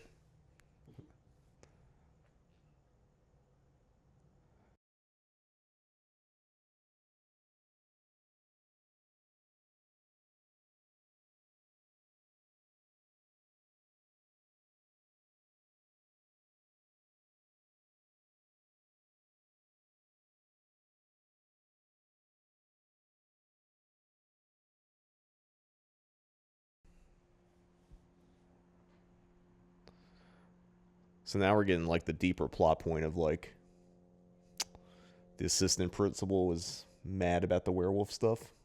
That's why he's got beef.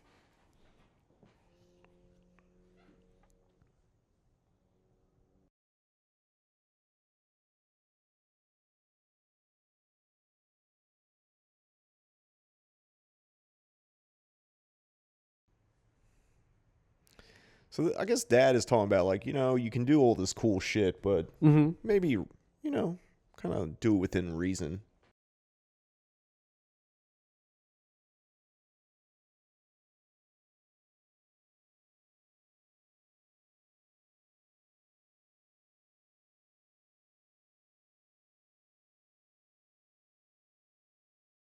We haven't talked too much about Scott's dad, Harold Howard, played by James Hampton. I know that James asked the director, what kind of dad do you want me to be? And he said, the kind of dad that knows how to make a casserole. Interesting. So kind of a very domestic dad, like, well, because it's single dad, Right, single dad. which is kind of another little 80s trope. There was definitely a lot of like dads raising their kids. And like outside of like, maybe the mom turned into a werewolf and got shot in the chicken coop. Yeah. There's Small- no explanation. Small business single dad, Yeah. but he still, cooks. Cooks, takes care of his son. Yeah, man. Good dad.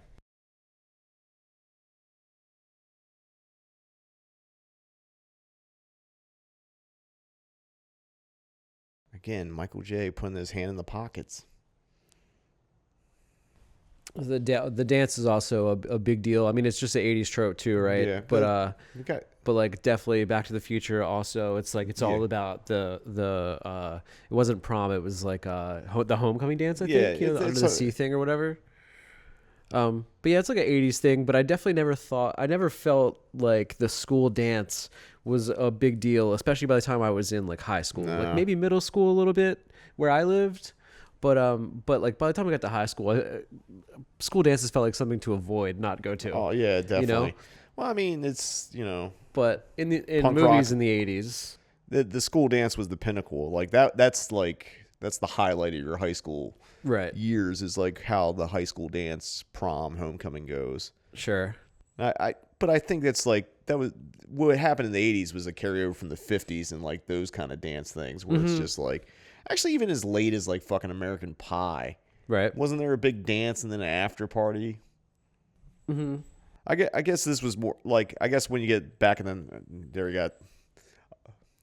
Is it the actual Bee Gees song or is it just a simped out like cover of it?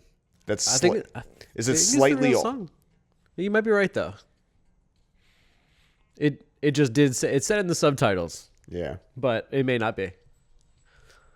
I don't remember like synth lines in it, but it's like the only time I've listened to this song is like probably on a commercial for disco hits now.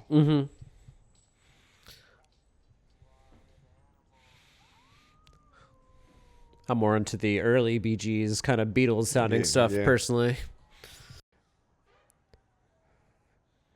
Yep, 80s party. This is Good News by David Morgan.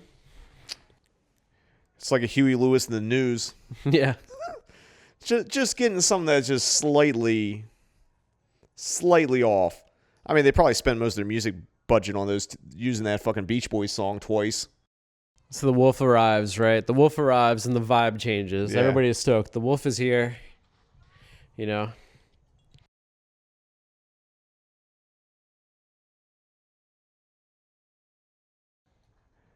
Anytime I see people clap, I think of like wedding dances. Right on. People doing a Clap. fucking electric slide and shit. Clapping on the wrong beat. Yeah. They're probably clapping to a different song. True. Most likely, for sure.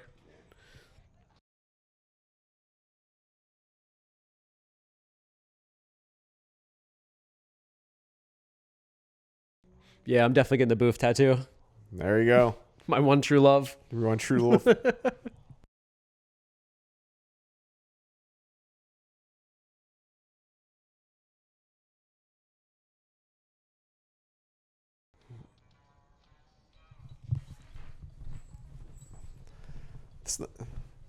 It's not very 70s. Look at this fucking asshole fucking dancing along to this. We sure don't look like a grandma. What fucking song is this? I tell you, it's the Big Bad Wolf by the Wolf Sisters. Oh, got the fucking Hell yeah, dude. The fucking vocoder thing. Too sick. Yeah. I guess it's the Little Red Riding Hood metaphor worked into this song. Actually, is it a vocoder that does that weird vocal effect, or is it? I think it's some kind of. It's run through some kind of synth. Yeah, you know, it's like it's the where they put the tube in their mouth and they kind of like sing through it. I guess you can sing through a synth or a guitar if you're fucking Richie Sambora. Mm-hmm. That DJ booth looks like fucking Pressure Luck. Speaking of which, I just watched a documentary on fucking the guy that like figured out the Pressure Luck system. Okay. And could discover there was only 5 patterns and memorized them. So he went up there and won $100,000 on Pressure Luck. Is Pressure Luck the no whammy? Yeah, one? the no whammy thing. Okay. It's a documentary from 2003 that happened to be on YouTube. I don't know what I'm talking about, but it's because the DJ lights going around. Yeah. Crazy.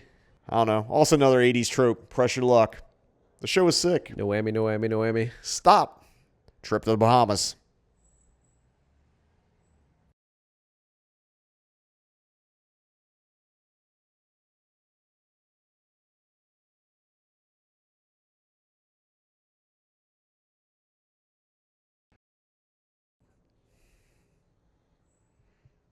This guy is so angry. Yeah, he's a real dick, dude. He's he's the perfect villain, you know. Yeah. It's like him and Principal Thorn are both the villains, you know. Yeah. Vice Principal. Vice Principal Thorn.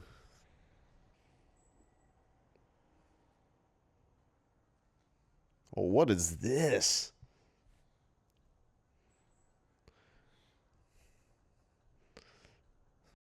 This is my shit here. Yeah, dude. Dude, not enough 80s movies have the fucking electronic drums and a fucking chugging guitar. Reminds me of something that would be on the Rad soundtrack, you know. This is very similar. It's like you can write lyrics to it. He was a teen wolf.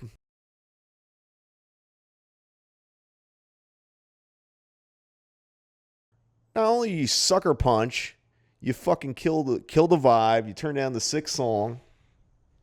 Called Booth a Tramp. Dude, he's thrashing him. Or just He really thinks he rip can the fight shirt. the wolf. Ain't no way you can fight the wolf, dude.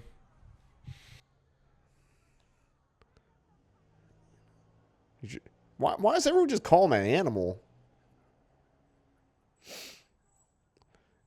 Why are they all concerned that he's mauling a guy who just fucking sucker punched him? He's got tattoos on his ribs. Yeah, maybe he doesn't live in the town. Well, no, because he plays for the Dragons, he for sure lives in the town over. I was gonna say maybe he's just overage. He just came to the dance with his underage high school girlfriend. Could be, but it's crazy. You have fucking rib tattoos. I mean, I guess he's tough. Yeah, He's a bully. What do you mean done it?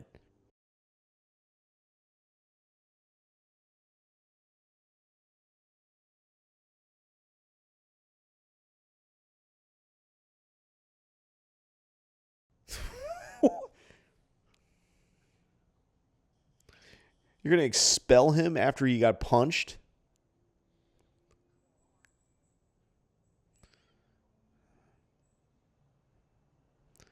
Dude, I hope Dad's going to fuck him up here.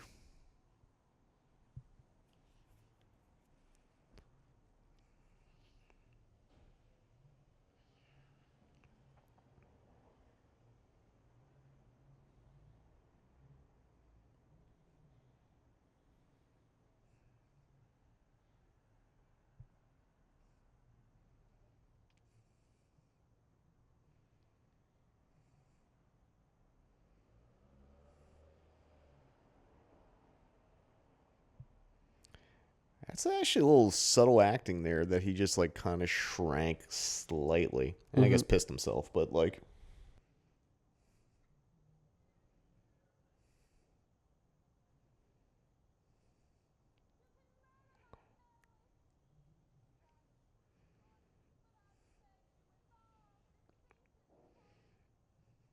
Why are they still? Are they practicing it on the night of the school dance, or is this just after?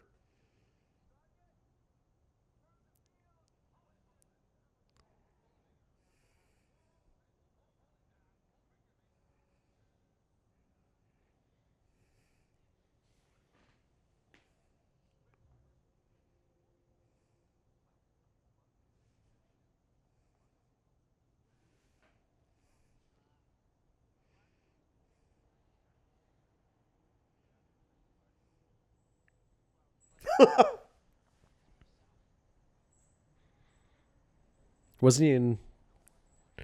No, he was definitely in some war films. I was gonna say, was he in Glory? He wasn't in Glory. No. No. Oh, he's Casualties of War. Cut that out. But he was definitely in Casualties of War. Yeah, he was in Casualties of War, the Brian De Palma movie with Sean Penn. I'm like, wasn't he a Civil War soldier in something? No. If you mean by Civil War, Vietnam, I mean, Yeah. they're both fucking bloody, horrible wars.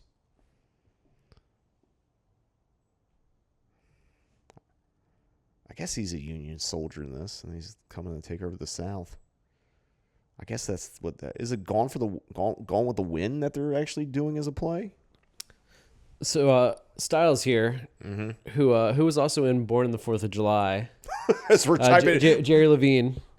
He's in Born. Yeah, we're getting more Vietnam in here. Also in Wag the Dog, David Mamet. Of course, you had to get the Mamet in there. Absolutely, man. But so Styles, this is his most Jerry Levine's most recognized character, and he was actually even once recognized at the Western Wall in Jerusalem as Styles. So it's followed him around the world. I mean, there's worse things to get recognized for. Like, seriously. Yeah. I need that shirt, dude. Someone is definitely making those. Yeah.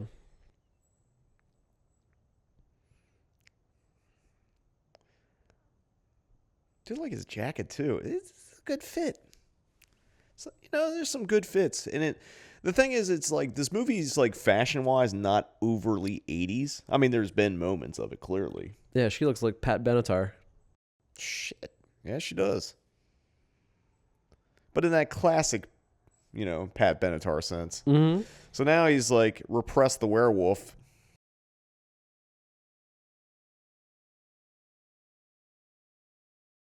Tanking.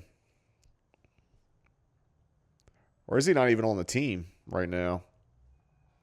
Well, that's a hard foul right there.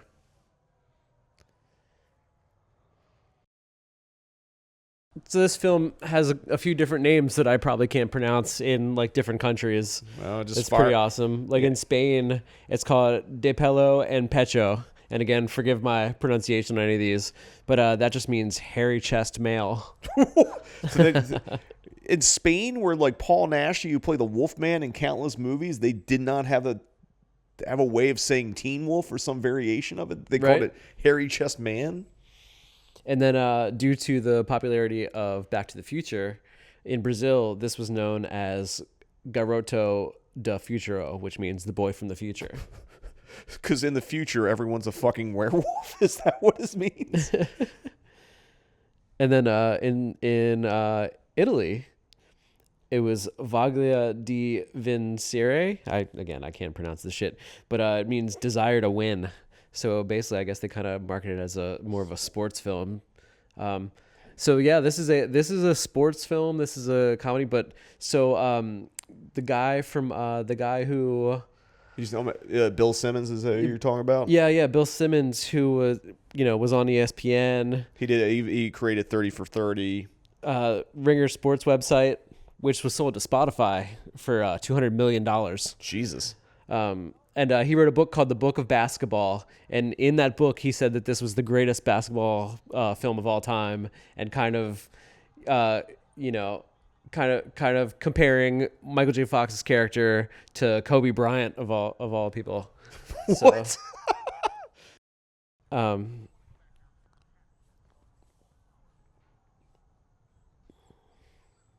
I guess he's comparing him to Kobe because Kobe was also not a team player. And then became a team player, and that's when he started winning championships. Yeah, I guess so. Or they brought in Shaq. I don't know anything about I basketball. don't need. That's about all I know. I projected the new Netflix starting five thing last week with like LeBron James was there as a guest, That's but I don't know anything about basketball.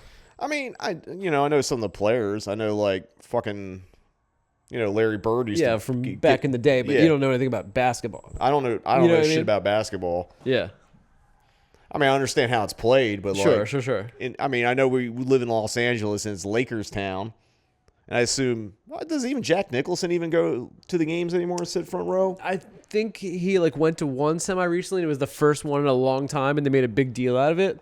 Huh. And then maybe he disappeared again. I don't think. I know he's retired from acting. I don't know why we're talking about Jack Nicholson in the middle of Teen Wolf commentary here. We'll just move off it. So basically, he's allowing the team to kind of shine here instead of like doing everything for him or for them. So yeah, So Boof has kind of convinced him, to be himself. yeah.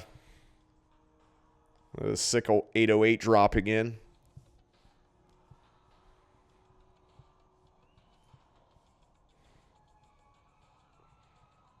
Old.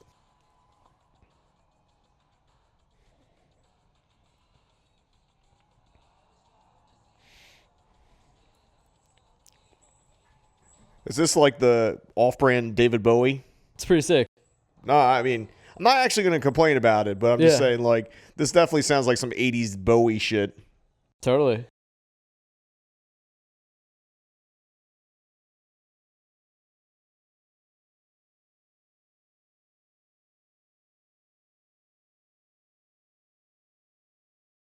Yeah, this soundtrack is a fucking banger. Totally.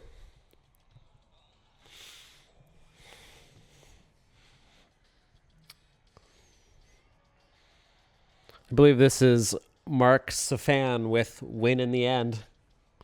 Or maybe I'm just getting them all confused. We'll see when the hook hits, Yeah, I think so. Big hook yeah. coming up. Got the montage or slow-mo going. Obviously, this was not from that, like, we're just going to play a real basketball game shit.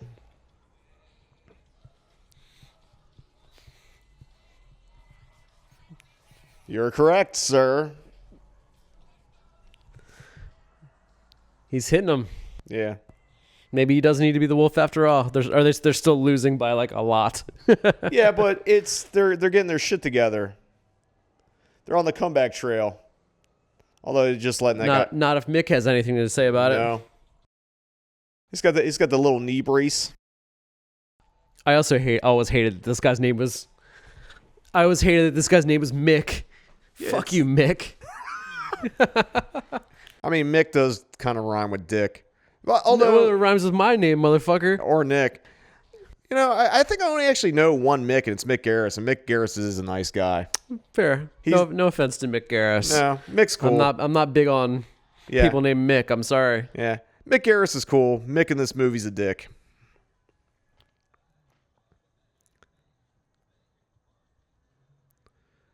I just like they're just like letting this whole song ride. It's a banger. Francis with the sick fucking skyhook. Like he's Kareem. My one basketball reference I can make.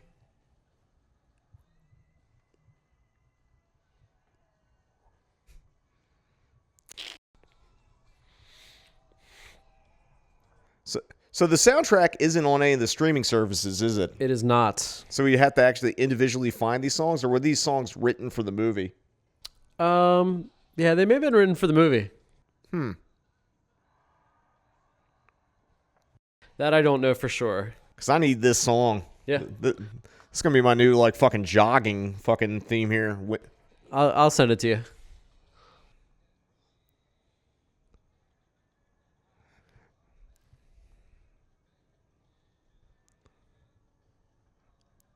I mean, this is a fucking sick-ass bop.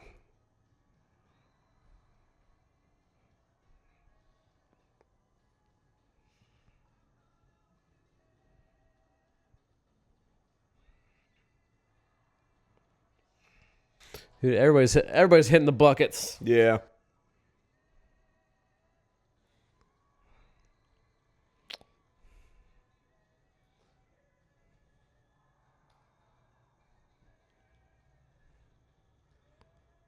They actually look pretty good. Yeah. But you got to think of the hours they had to do to get yeah, that. right. Yeah, then it's like hours of that too.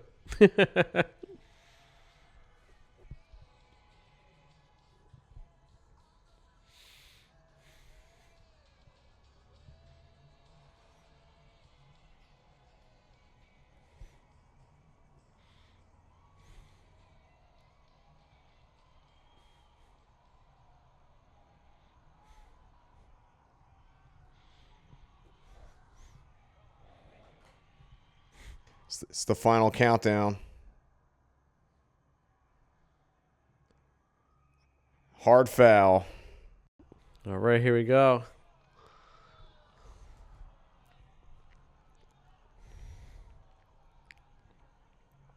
Dude, that ref looks grizzled as shit.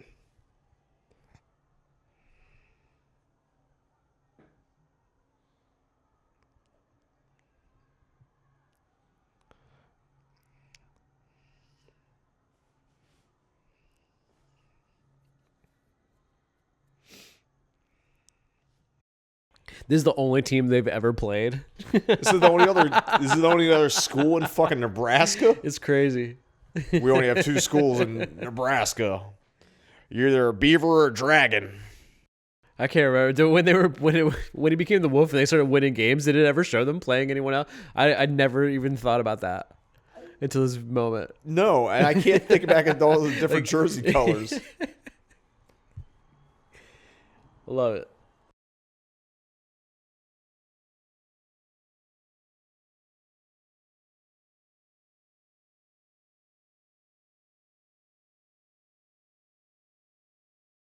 So he tied it.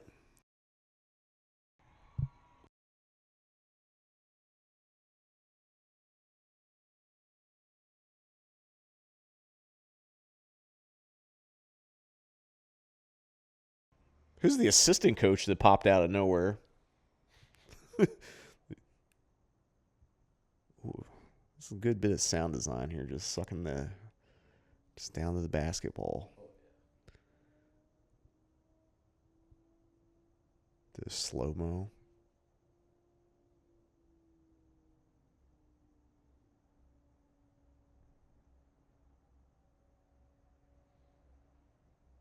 This is high drama here. I gotta do a little bounce around the rim here. This fucking music cue hasn't. So mad. This is the one. This is the one cue that doesn't quite land. No, it's like a kiss on the forehead. Yeah. Now we gotta be on the lookout for the infamous, but not actually true, and I'll let you talk about it. The alleged coming extra right up that here. like flashes their dick. It's coming up here, right? It's coming up.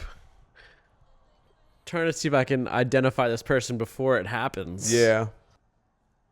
It's like some Zapruder film It's footage. like right before the hug. Yeah.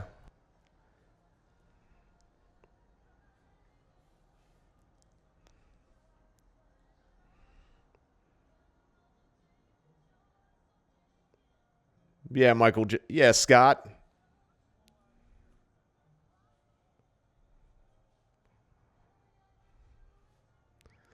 Says the person right behind him there. Or not. Oh, there it is. There it is. Yeah, yeah. Red. But so I mean, I think right before that scene, you can see it's a woman sitting down there. So it's not actually a man with his dick out, despite there- what Family Guy tells you. and it's weird they freeze frame on this. True. But like, I think the thing about that is just like, also, why were their pants on? Oh, you know what? They probably did a lot of takes. the fucking button of their jeans was rubbing on them. They just want to like let off that tension. Yeah, just been sitting at the bleachers all day. They probably had to stand up and sit down like 8 million times. Like Right. and they just happen to use the take where they fucking button their jeans up. But is there a dick? No dick? No dick. No dick. But this is going to wrap up the Teen Wolf commentary here on the Cinematic Void podcast.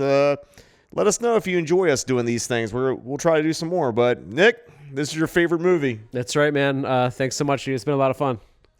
Well, what have we learned from Teen Wolf as this? Yeah, literally the worst song in the movie plays at the end. True. That's.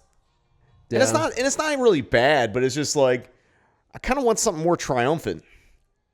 True. It's just like, you took your foot off the gas and now you're just like kind of Still a little kiss on the cheek, really. Yeah, sitting in neutral. And they have this slow motion. Majestic.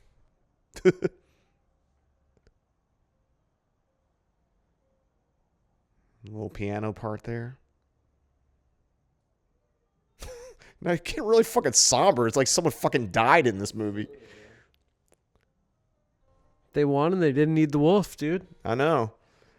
But you would think it would be a more triumphant cue. It's just like, it's literally like they fucking lost.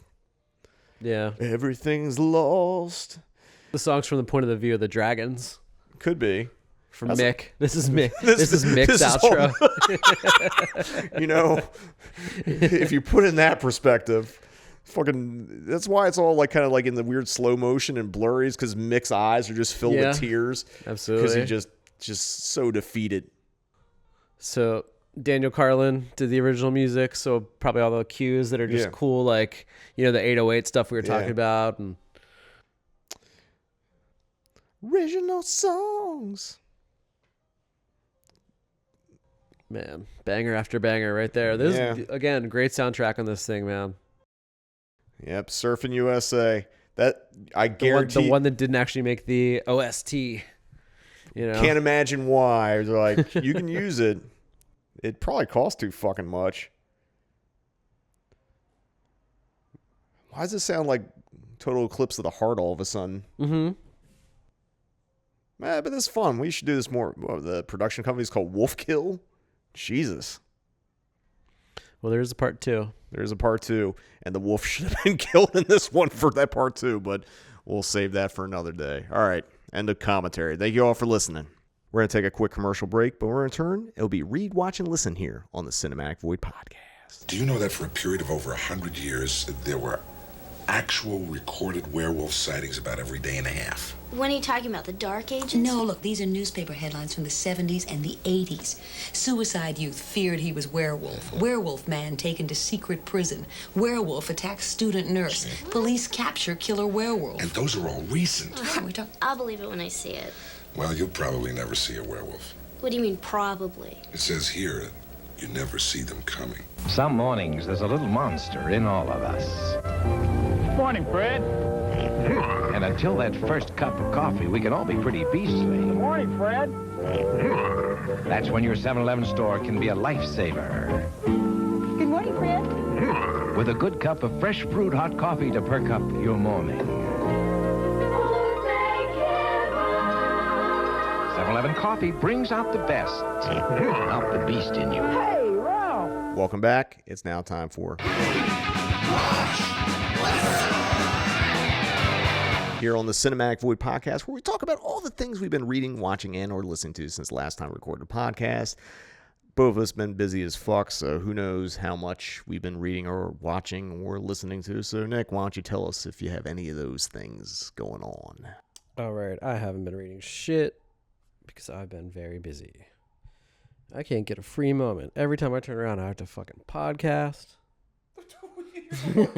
I have to fucking go project movies. The motherfucker's like, we should podcast every week now. I have to go to live concerts that I don't want to go to. The only thing you're actually obligated to do is fucking project, because that's your job. The other things are like, I mean, podcast is just, it's not, I don't know what the podcast is. It's an inconvenience for both of us. No one knows what the fuck this is. Yeah. But watch.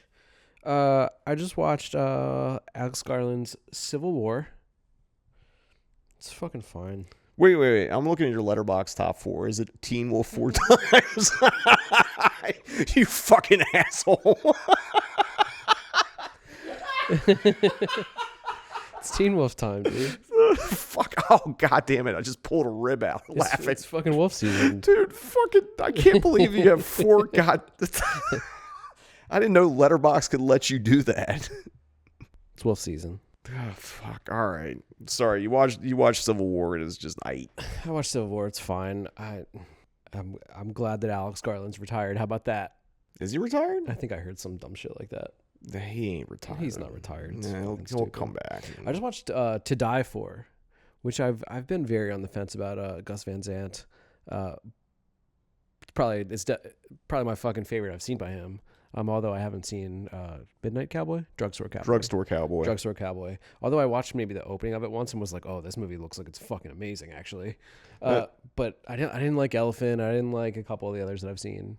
I think there's a certain period of Gus Van Sant that's really good, and To Die For is kind of him when he's like creeping into the mainstream after like Drugstore Cowboy. And why am I blanking on all of his filmography? Oh, My Private Idaho. Right. Like, Drugstore and that are kind of the big two, or at least of the early days, you know. But yeah, To Die For was awesome. One of the coolest things I've watched in a while, actually. Really liked it. And then lastly, I've been watching the show that I hadn't even heard of, and that came out like a fucking decade ago, called Breaking Amish. What? And it's just like, is it about like how the Amish will send their kids off for a year to see if... Well, yeah, but they never call it Rumspringa. It's nothing like that. Like they set it up, and they're just basically like, our family is straight up disowned. It's not we are allowed to go do this and come back. It's straight up we're shunned is what they are. And it's like 4 Amish people and a Mennonite, and they all moved. It's like the real world, but like a bunch of fucking Amish people, and they like moved to New York. It's fucking awesome. It's fucking awesome. They moved to New York and they all live together. And like by the 3rd episode, they call us the English. The English? Like, we're the fucking English settlers? They call us the English, so they're like, I fucking got some English clothes. And they're like, oh, you look so hot in your English clothes. It's awesome, dude. It's great. And they're like dating each other and hating each other and getting drunk. And it's a mess. It's awesome. And there's like 5 seasons. And then there's like a season that came out way later. I'm like 10 episodes in, and I'm just like, I don't watch anything else. This is like this is all I care about now. I'm just Amish people, dude. I mean, we grew up close enough to. No, we used to see Amish, yeah. You know? Because like right across the Pennsylvania border in Maryland was basically Amish country. Yeah. And like, you mentioned a Mennonite, in which some people might know Mennonite is basically, they're like the Amish, except they'll actually use electricity. Yeah, they drive cars and have electric. Yeah, they're the Amish who like decided to be sensible and adapt to some real world stuff. Mm-hmm. I also think maybe they probably still some incesty things going on, because all Amish people can only be with other Amish people. Yeah. And the options are pretty limited when you all live on a farm together. Mm-hmm. Yeah. So, not sick to show. Sick show. Oh, and I also just watched the Curious Case of Natalia Grace. What is that? Oh my god, dude! I love reality TV. Like, oh my god, I love it. So Natalia Grace, a couple years ago, you may have heard about this in the news. So there was this couple that adopted this, she's like a little person. She's like a little person that's like 6, but then they're like, you're not 6, you're an adult. You ever hear about this? No. So I had heard about this like years ago when this shit happened, but there's like so much more to this story. So dude, so this girl was like 6, 7, 8. Like when they basically first had her, they're like, there's no way, like you're an adult. And there's like video of her too. And she like speaks she speaks very well for a fucking 6-year-old.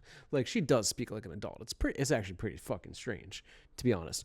But so they fucking decided, oh no, you're an adult. This is insane. So they just bought her an apartment and fucking put her there. And she could like barely, like she's very disabled to begin with. Like it's this whole fucking like, it's an insane thing. So like not only is she disabled, but she's fucking like 6 and just lives alone in an apartment.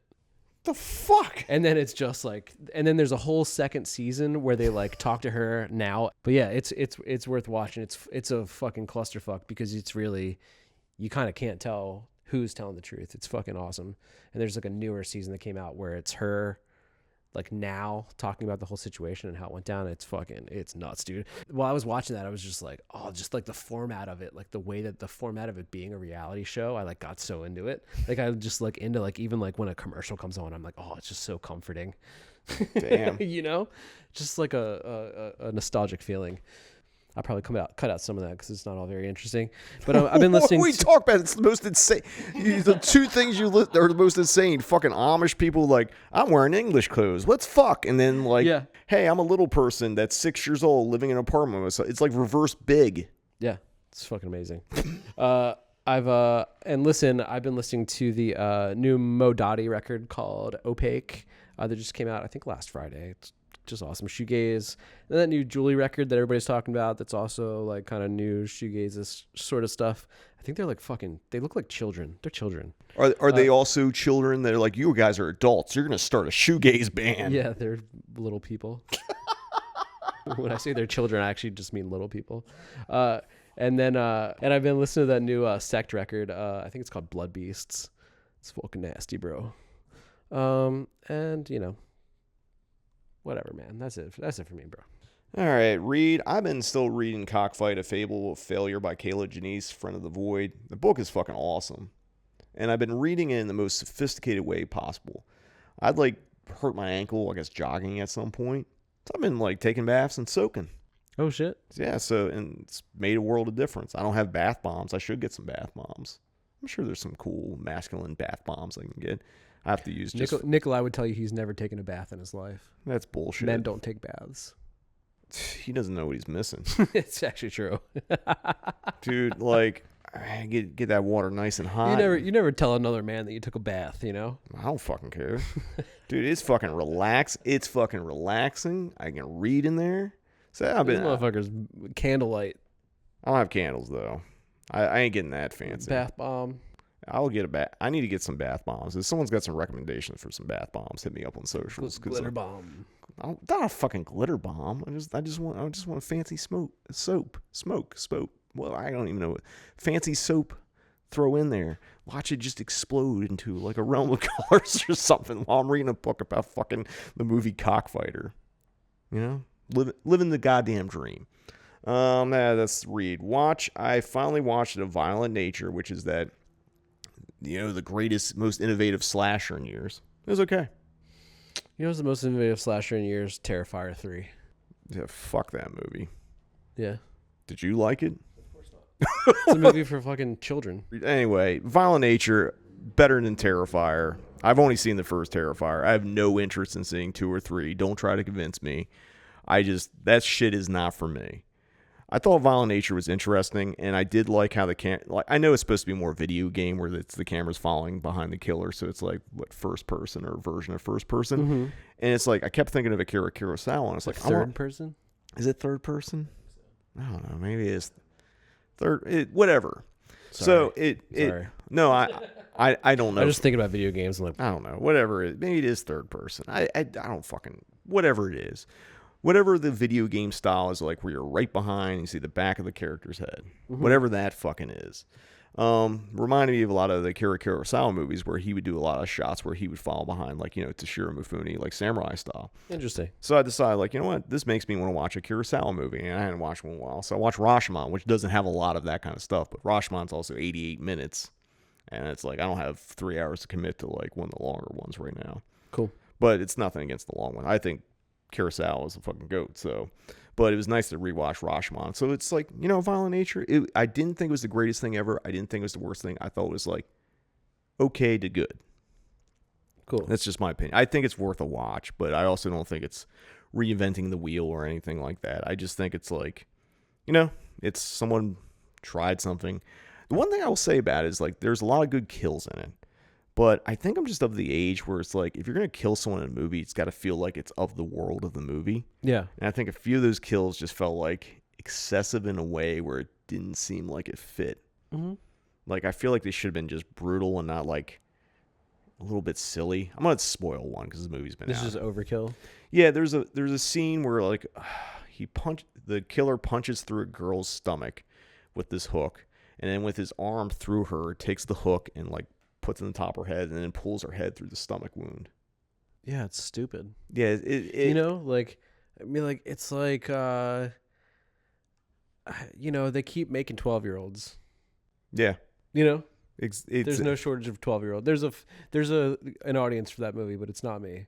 No, but you know, I thought it was good, but I did think that, like, you know, it's like as a kid when it, like, I think of Lucio Fulci, and I think or Argento, and I think all the kills in those movies. I think even if they were a little excessive and like maybe over their top, there was something that was like kind of grounding them in reality. Even like the splinter in the eye scene from Zombie, or like any of that kind of stuff. Like, it just, it's not competing with like modern like Mortal Kombat kills. It's not. It's like finish them, fatality, a violent, whatever this movie's called, a violent nature wins, and there's no like toasty or whatever that shit is. Yeah, I don't know. I have watched on YouTube a couple Mortal Kombat documentaries recently too. Yeah, I don't know crazy. why.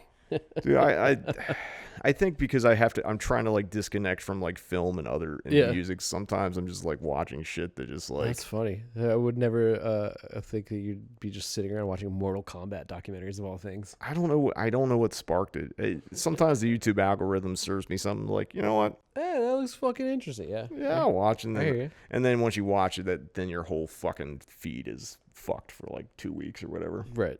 Your whole feed is just Adam Lanza playing Dance Dance Revolution. Oh, fuck no. I do think one of those did pop up. But anyway, I'm kidding. But like, another thing I watched was the movie Eight Eyes, which came out on Shudder. It was directed by a guy that directs like one of the creative directors of like the Joe Bob thing on Shudder. Shot on 16mm film and 8mm film, blah blah blah. It's a Hostel. And I just thought I thought it was trash. So not for me. It's like, ooh, let's go to Eastern Europe. And like all people in Eastern Europe are all like weirdly killers, want to do snuff shit kind of thing. Yeah. And it's just like, I don't fucking care. And it's just like, it's so fucking, it's literally fucking Bush League fucking, I mean, I don't even, you know, it's shit. I don't know why I'm trying to like sugarcoat it. I didn't like the movie.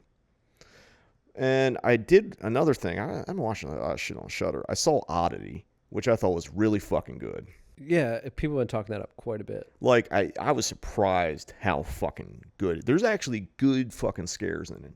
Cool. Like, I don't want to spoil because it's pretty brand new, but like, you know, like, it just, there's something to be said about like, you know, sticking to your aesthetic, making your movie look good, you know, knowing what you're making, and just delivering a fucking solid film. Cool. I don't understand why some people have a hard time with that. And I'm not trying to throw shade or whatever, but it's just like, it's just something like, because it seems so rare that you see a film that just feels complete, like by people that like thought about it. Okay. You know, from the writing to the directing to the casting, like, you know, made choices that weren't based on like, oh, you know, what can I get a deal for my cousin, or fucking, oh, we're gonna go shoot in fucking, you know, somewhere in Europe because it's cheaper, and like that's gonna be part of the aesthetic of the movie. Like, just genuinely, you know, giving a fuck that you're making a real movie. Cool. And I don't know what else to say. And Who made that? I can't remember the filmmaker's name, and I didn't write it down. I'm sorry. I should have done that. But like, I just happened to watch it because I heard the hype, and I was like, I don't know. I mean, I wasn't like, but Leslie had told me she watched it, and I was like, okay, I'll check it out. And like, I was really pleasantly surprised in the best way possible. Damian McCarthy. He didn't make anything that I've heard of. Caveat. Film from 2020. Did we plan to be on? It sounds familiar, but I don't. You know, I'll be honest, I haven't seen it. Yeah. But like, yeah, I thought this movie was well done. Cool. Like, you know, no notes. It's just like, you made a good movie, and it's really all I asked for in this day and age. And the last thing I saw Nora West Coast premiere at Beyond Fest. Us working, sometimes you get comps and stuff. I didn't ask for any comps other than to go to this. And it's not out, and by the time this comes out, I still don't want to spoil it. I just want to say it is my favorite movie of the year. And I know we've joked that, like, if you don't win best void film of the year unless your name's Todd. That was a running joke, but Sean Baker knocked it out of the fucking park. It's his best movie.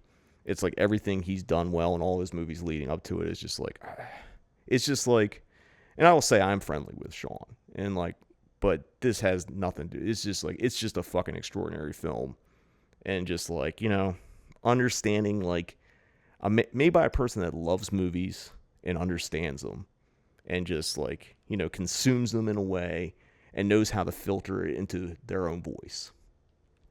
So I don't know. Nora, whatever success it has coming its way, it deserves every fucking piece of it. Very cool. As you know, I recently started watching all the Sean Baker stuff. I had never seen it before, so I'm super excited to see this. Yeah. You're gonna give me shit because you didn't go to this. Yeah, I mean, you stole a seat from a Beyond Fest Patreon, more or less. I mean, there are so many people clamoring to get tickets for this, but I also think they're all also nerds for having to be at the first screening. It's like going to the first screening. If you went to the first screening, you're a fucking nerd. Fuck you, Jim. You can hate all you want. Yeah. Yeah, absolutely. It's like, oh, you had to be, and dude, it's coming out in 2 weeks. I didn't fucking give it a minute. I didn't take a rest. I didn't have to. You're gonna be fine. You're gonna like it when you see it in 2 weeks. You're still gonna. I know. But guess what? You didn't have to rush over. I didn't rush over. I fucking leisurely took Uber over to the Vista. You didn't have to spend that money. You could have just sat at home and fucking not seen it. You could have waited. I have no argument. He's just trying. Is that the end of your guilt trip? I've got nothing. Right. But yeah, people that get FOMO for I had to be at that screening. You're fucking all nerds. Go fucking take a nap. I mean, honestly, because it was the only comp I asked for, and I was prepared to be like, oh, we're not gonna have that comps for this one. Yeah. Because it's not to spoil, but because it's a premiere, there's studio obligations, there's guest lists and all that. So in reality, there's just not a lot of tickets for these things. Yeah. Same with the Brutalist and things I know. like that. That's what I'm saying. There's not a lot of tickets. You took some unsuspecting film goers' ticket from them. Well, no one's getting any comps for Brutalist, so. Yeah. So. Good.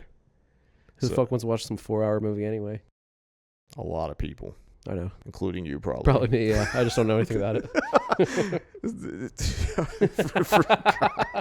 I'm just not paying attention. I hate new movies. Do you? I don't know. I don't know what I like anymore, dude. No one knows. Well, I know you like Teen Wolf, but yeah, but fuck all this shit, dude. This is Teen Wolf Day.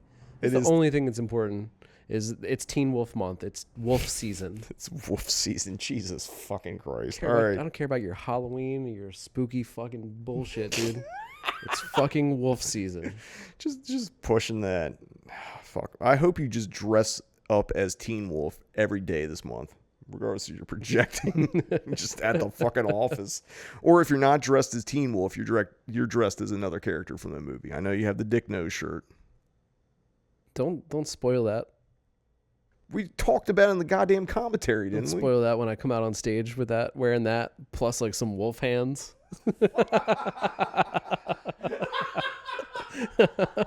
Fuck. I just hope you're dressed exactly look like the costume you had as a kid as Teen Wolf. Hell yeah. One could hope. I guess, listen. Fuck. All right. Listen to Berthold City that you sent to me. Where did we go wrong? Fucking sick hardcore. Cool record. No notes. Great. I don't know. I had this itch to listen to Daydream Nation by Sonic Youth. Still holds up. Pretty good one. It's, I think was it Set or Jet Set and all the one with the one album with Bull and the Heather. Mm-hmm. Whatever that's Experimental Jet Set. Yeah. No Star something. Yeah. I think through that up until that, no notes on Sonic Youth. This shit's great. Mm-hmm. I don't know why I'm saying no. Every time we do a podcast, no notes. Every time we do a podcast, there comes this fucking. You just got a new phrase. Yeah, and I kind of fucking hate it that I've said it 5 times now. So Yeah, I've got notes. Yeah, I got some fucking notes. Stop saying no notes. It's fucking dumb. Also been listening to random bunch of different tracks from the Cascade Lottery and the Get Up Kids, which I don't know, Missouri. What do you call it? Like indie rock, what emo used to be. Yeah, that kind of stuff. You know, the full Casket Lottery discography I think is pretty flawless. There's a point where I don't fuck with the Get Up Kids anymore. Mm-hmm. I think it's after like what was the 10-inch? Was it called Red Letter Day 10-inch or whatever that was? Yeah. Had it on red vinyl, but mm-hmm. like that's the point where I kind of like. Yeah, I never really liked Something to Write Home About. I know that's everyone's favorite Get Up Kids record, but record's fucking lame. If you like that, you're lame. Yeah, I'm not big on that. Like, it's everyone's favorite, dude. Really? Everyone's favorite. It's Dude, too sappy. Is it 4 Minute Miles? 4 Minute Mile is perfect. It's a fucking, that is a masterpiece. Like all the splits, the fucking split with Coalesce and like all the EPs and like that 10-inch is like, that shit's all perfect. But that record, no, it's not for me. Yeah. It's like, I remember buying it when it came out and just being like, kind of like, is that the one with the robots on the cover? Mm-hmm. So I don't even remember the title. I just know it's the robot cover. Yeah. I don't know. But, you know, both of those bands were great. Yeah, Casket Lottery is amazing. Yeah, like, I've just been on this weird kick. There's a cover on there, because I think the Casket Lottery is members of Coalesce, right? Yeah. Like, they do a cover Helmet in the Meantime, and the dude from Coalesce sings on it. So is the Get Up Kids, really. Yeah, they're all weirdly interrelated. Yeah. And then the one dude that was in Coalesce was in, Reggie and the Full Effect. Yeah. Just this weird. Who was in the Get Up Kids? Yeah, he was. Yeah, dude, what the fuck? Kansas is wildin'. Yeah. Or Missouri? Is it Kansas? No, it's Missouri. Missouri. Was he the drummer of the Get Up Kids, and he was. No, I thought. And then he was the singer of Reggie and the Full Effect. No, I think he was a drummer of Coalesce and played keyboards in the Get Up Kids. That might be right. I think don't know. that's Anyway, I think he was in all three at some point. Yeah, and now I think he just does Reggie and the Full Effect, right? Yeah. And you know that first record's incredible. Straight up. I couldn't tell you what any of the new ones sound like. The second one was all right. Yeah. But the first one was a masterpiece. Yeah, it's you know, sometimes you don't need to make multiple records. Just make one good one and live off that. Sort of like doing this podcast. We've probably had one good episode, and it might be this one. It's just this one. It's just this one. That after 94 fucking episodes or whatever goddamn we're at now. You know, eventually when we hit 100, we're going to implement a video portion. Oh fuck. Yeah, you want these to come out less frequent? Just trying to do you know how many fucking edits come in here? It's gonna be Jump Cut City. We're like look like we're fucking just spazzing out. Hell yes. Just cutting out like every fucking dumbass like tangent. But anyway, that's gonna wrap up this episode of the Cinematic Void Podcast. You know, tell us what you think. Do you enjoy the commentary format for going over movies? Would you like to see us, or I guess not see us, but would you like to listen to us do it again? Let us know. Did you like Teen Wolf? I'm assuming if they made it through this fucking Did you like episode. Teen Wolf? What'd you think of Booth? What do you think of Styles? Would you Van Surf? Can you do the wolf dance? You know, I really thought the Persona episode was you at your most fucking insufferable, but god damn it.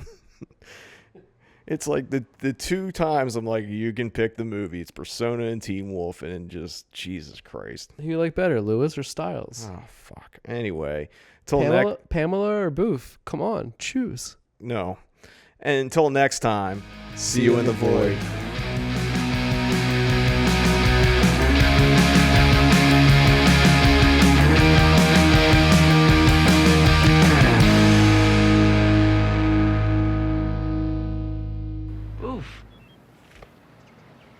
What's up? Nothing.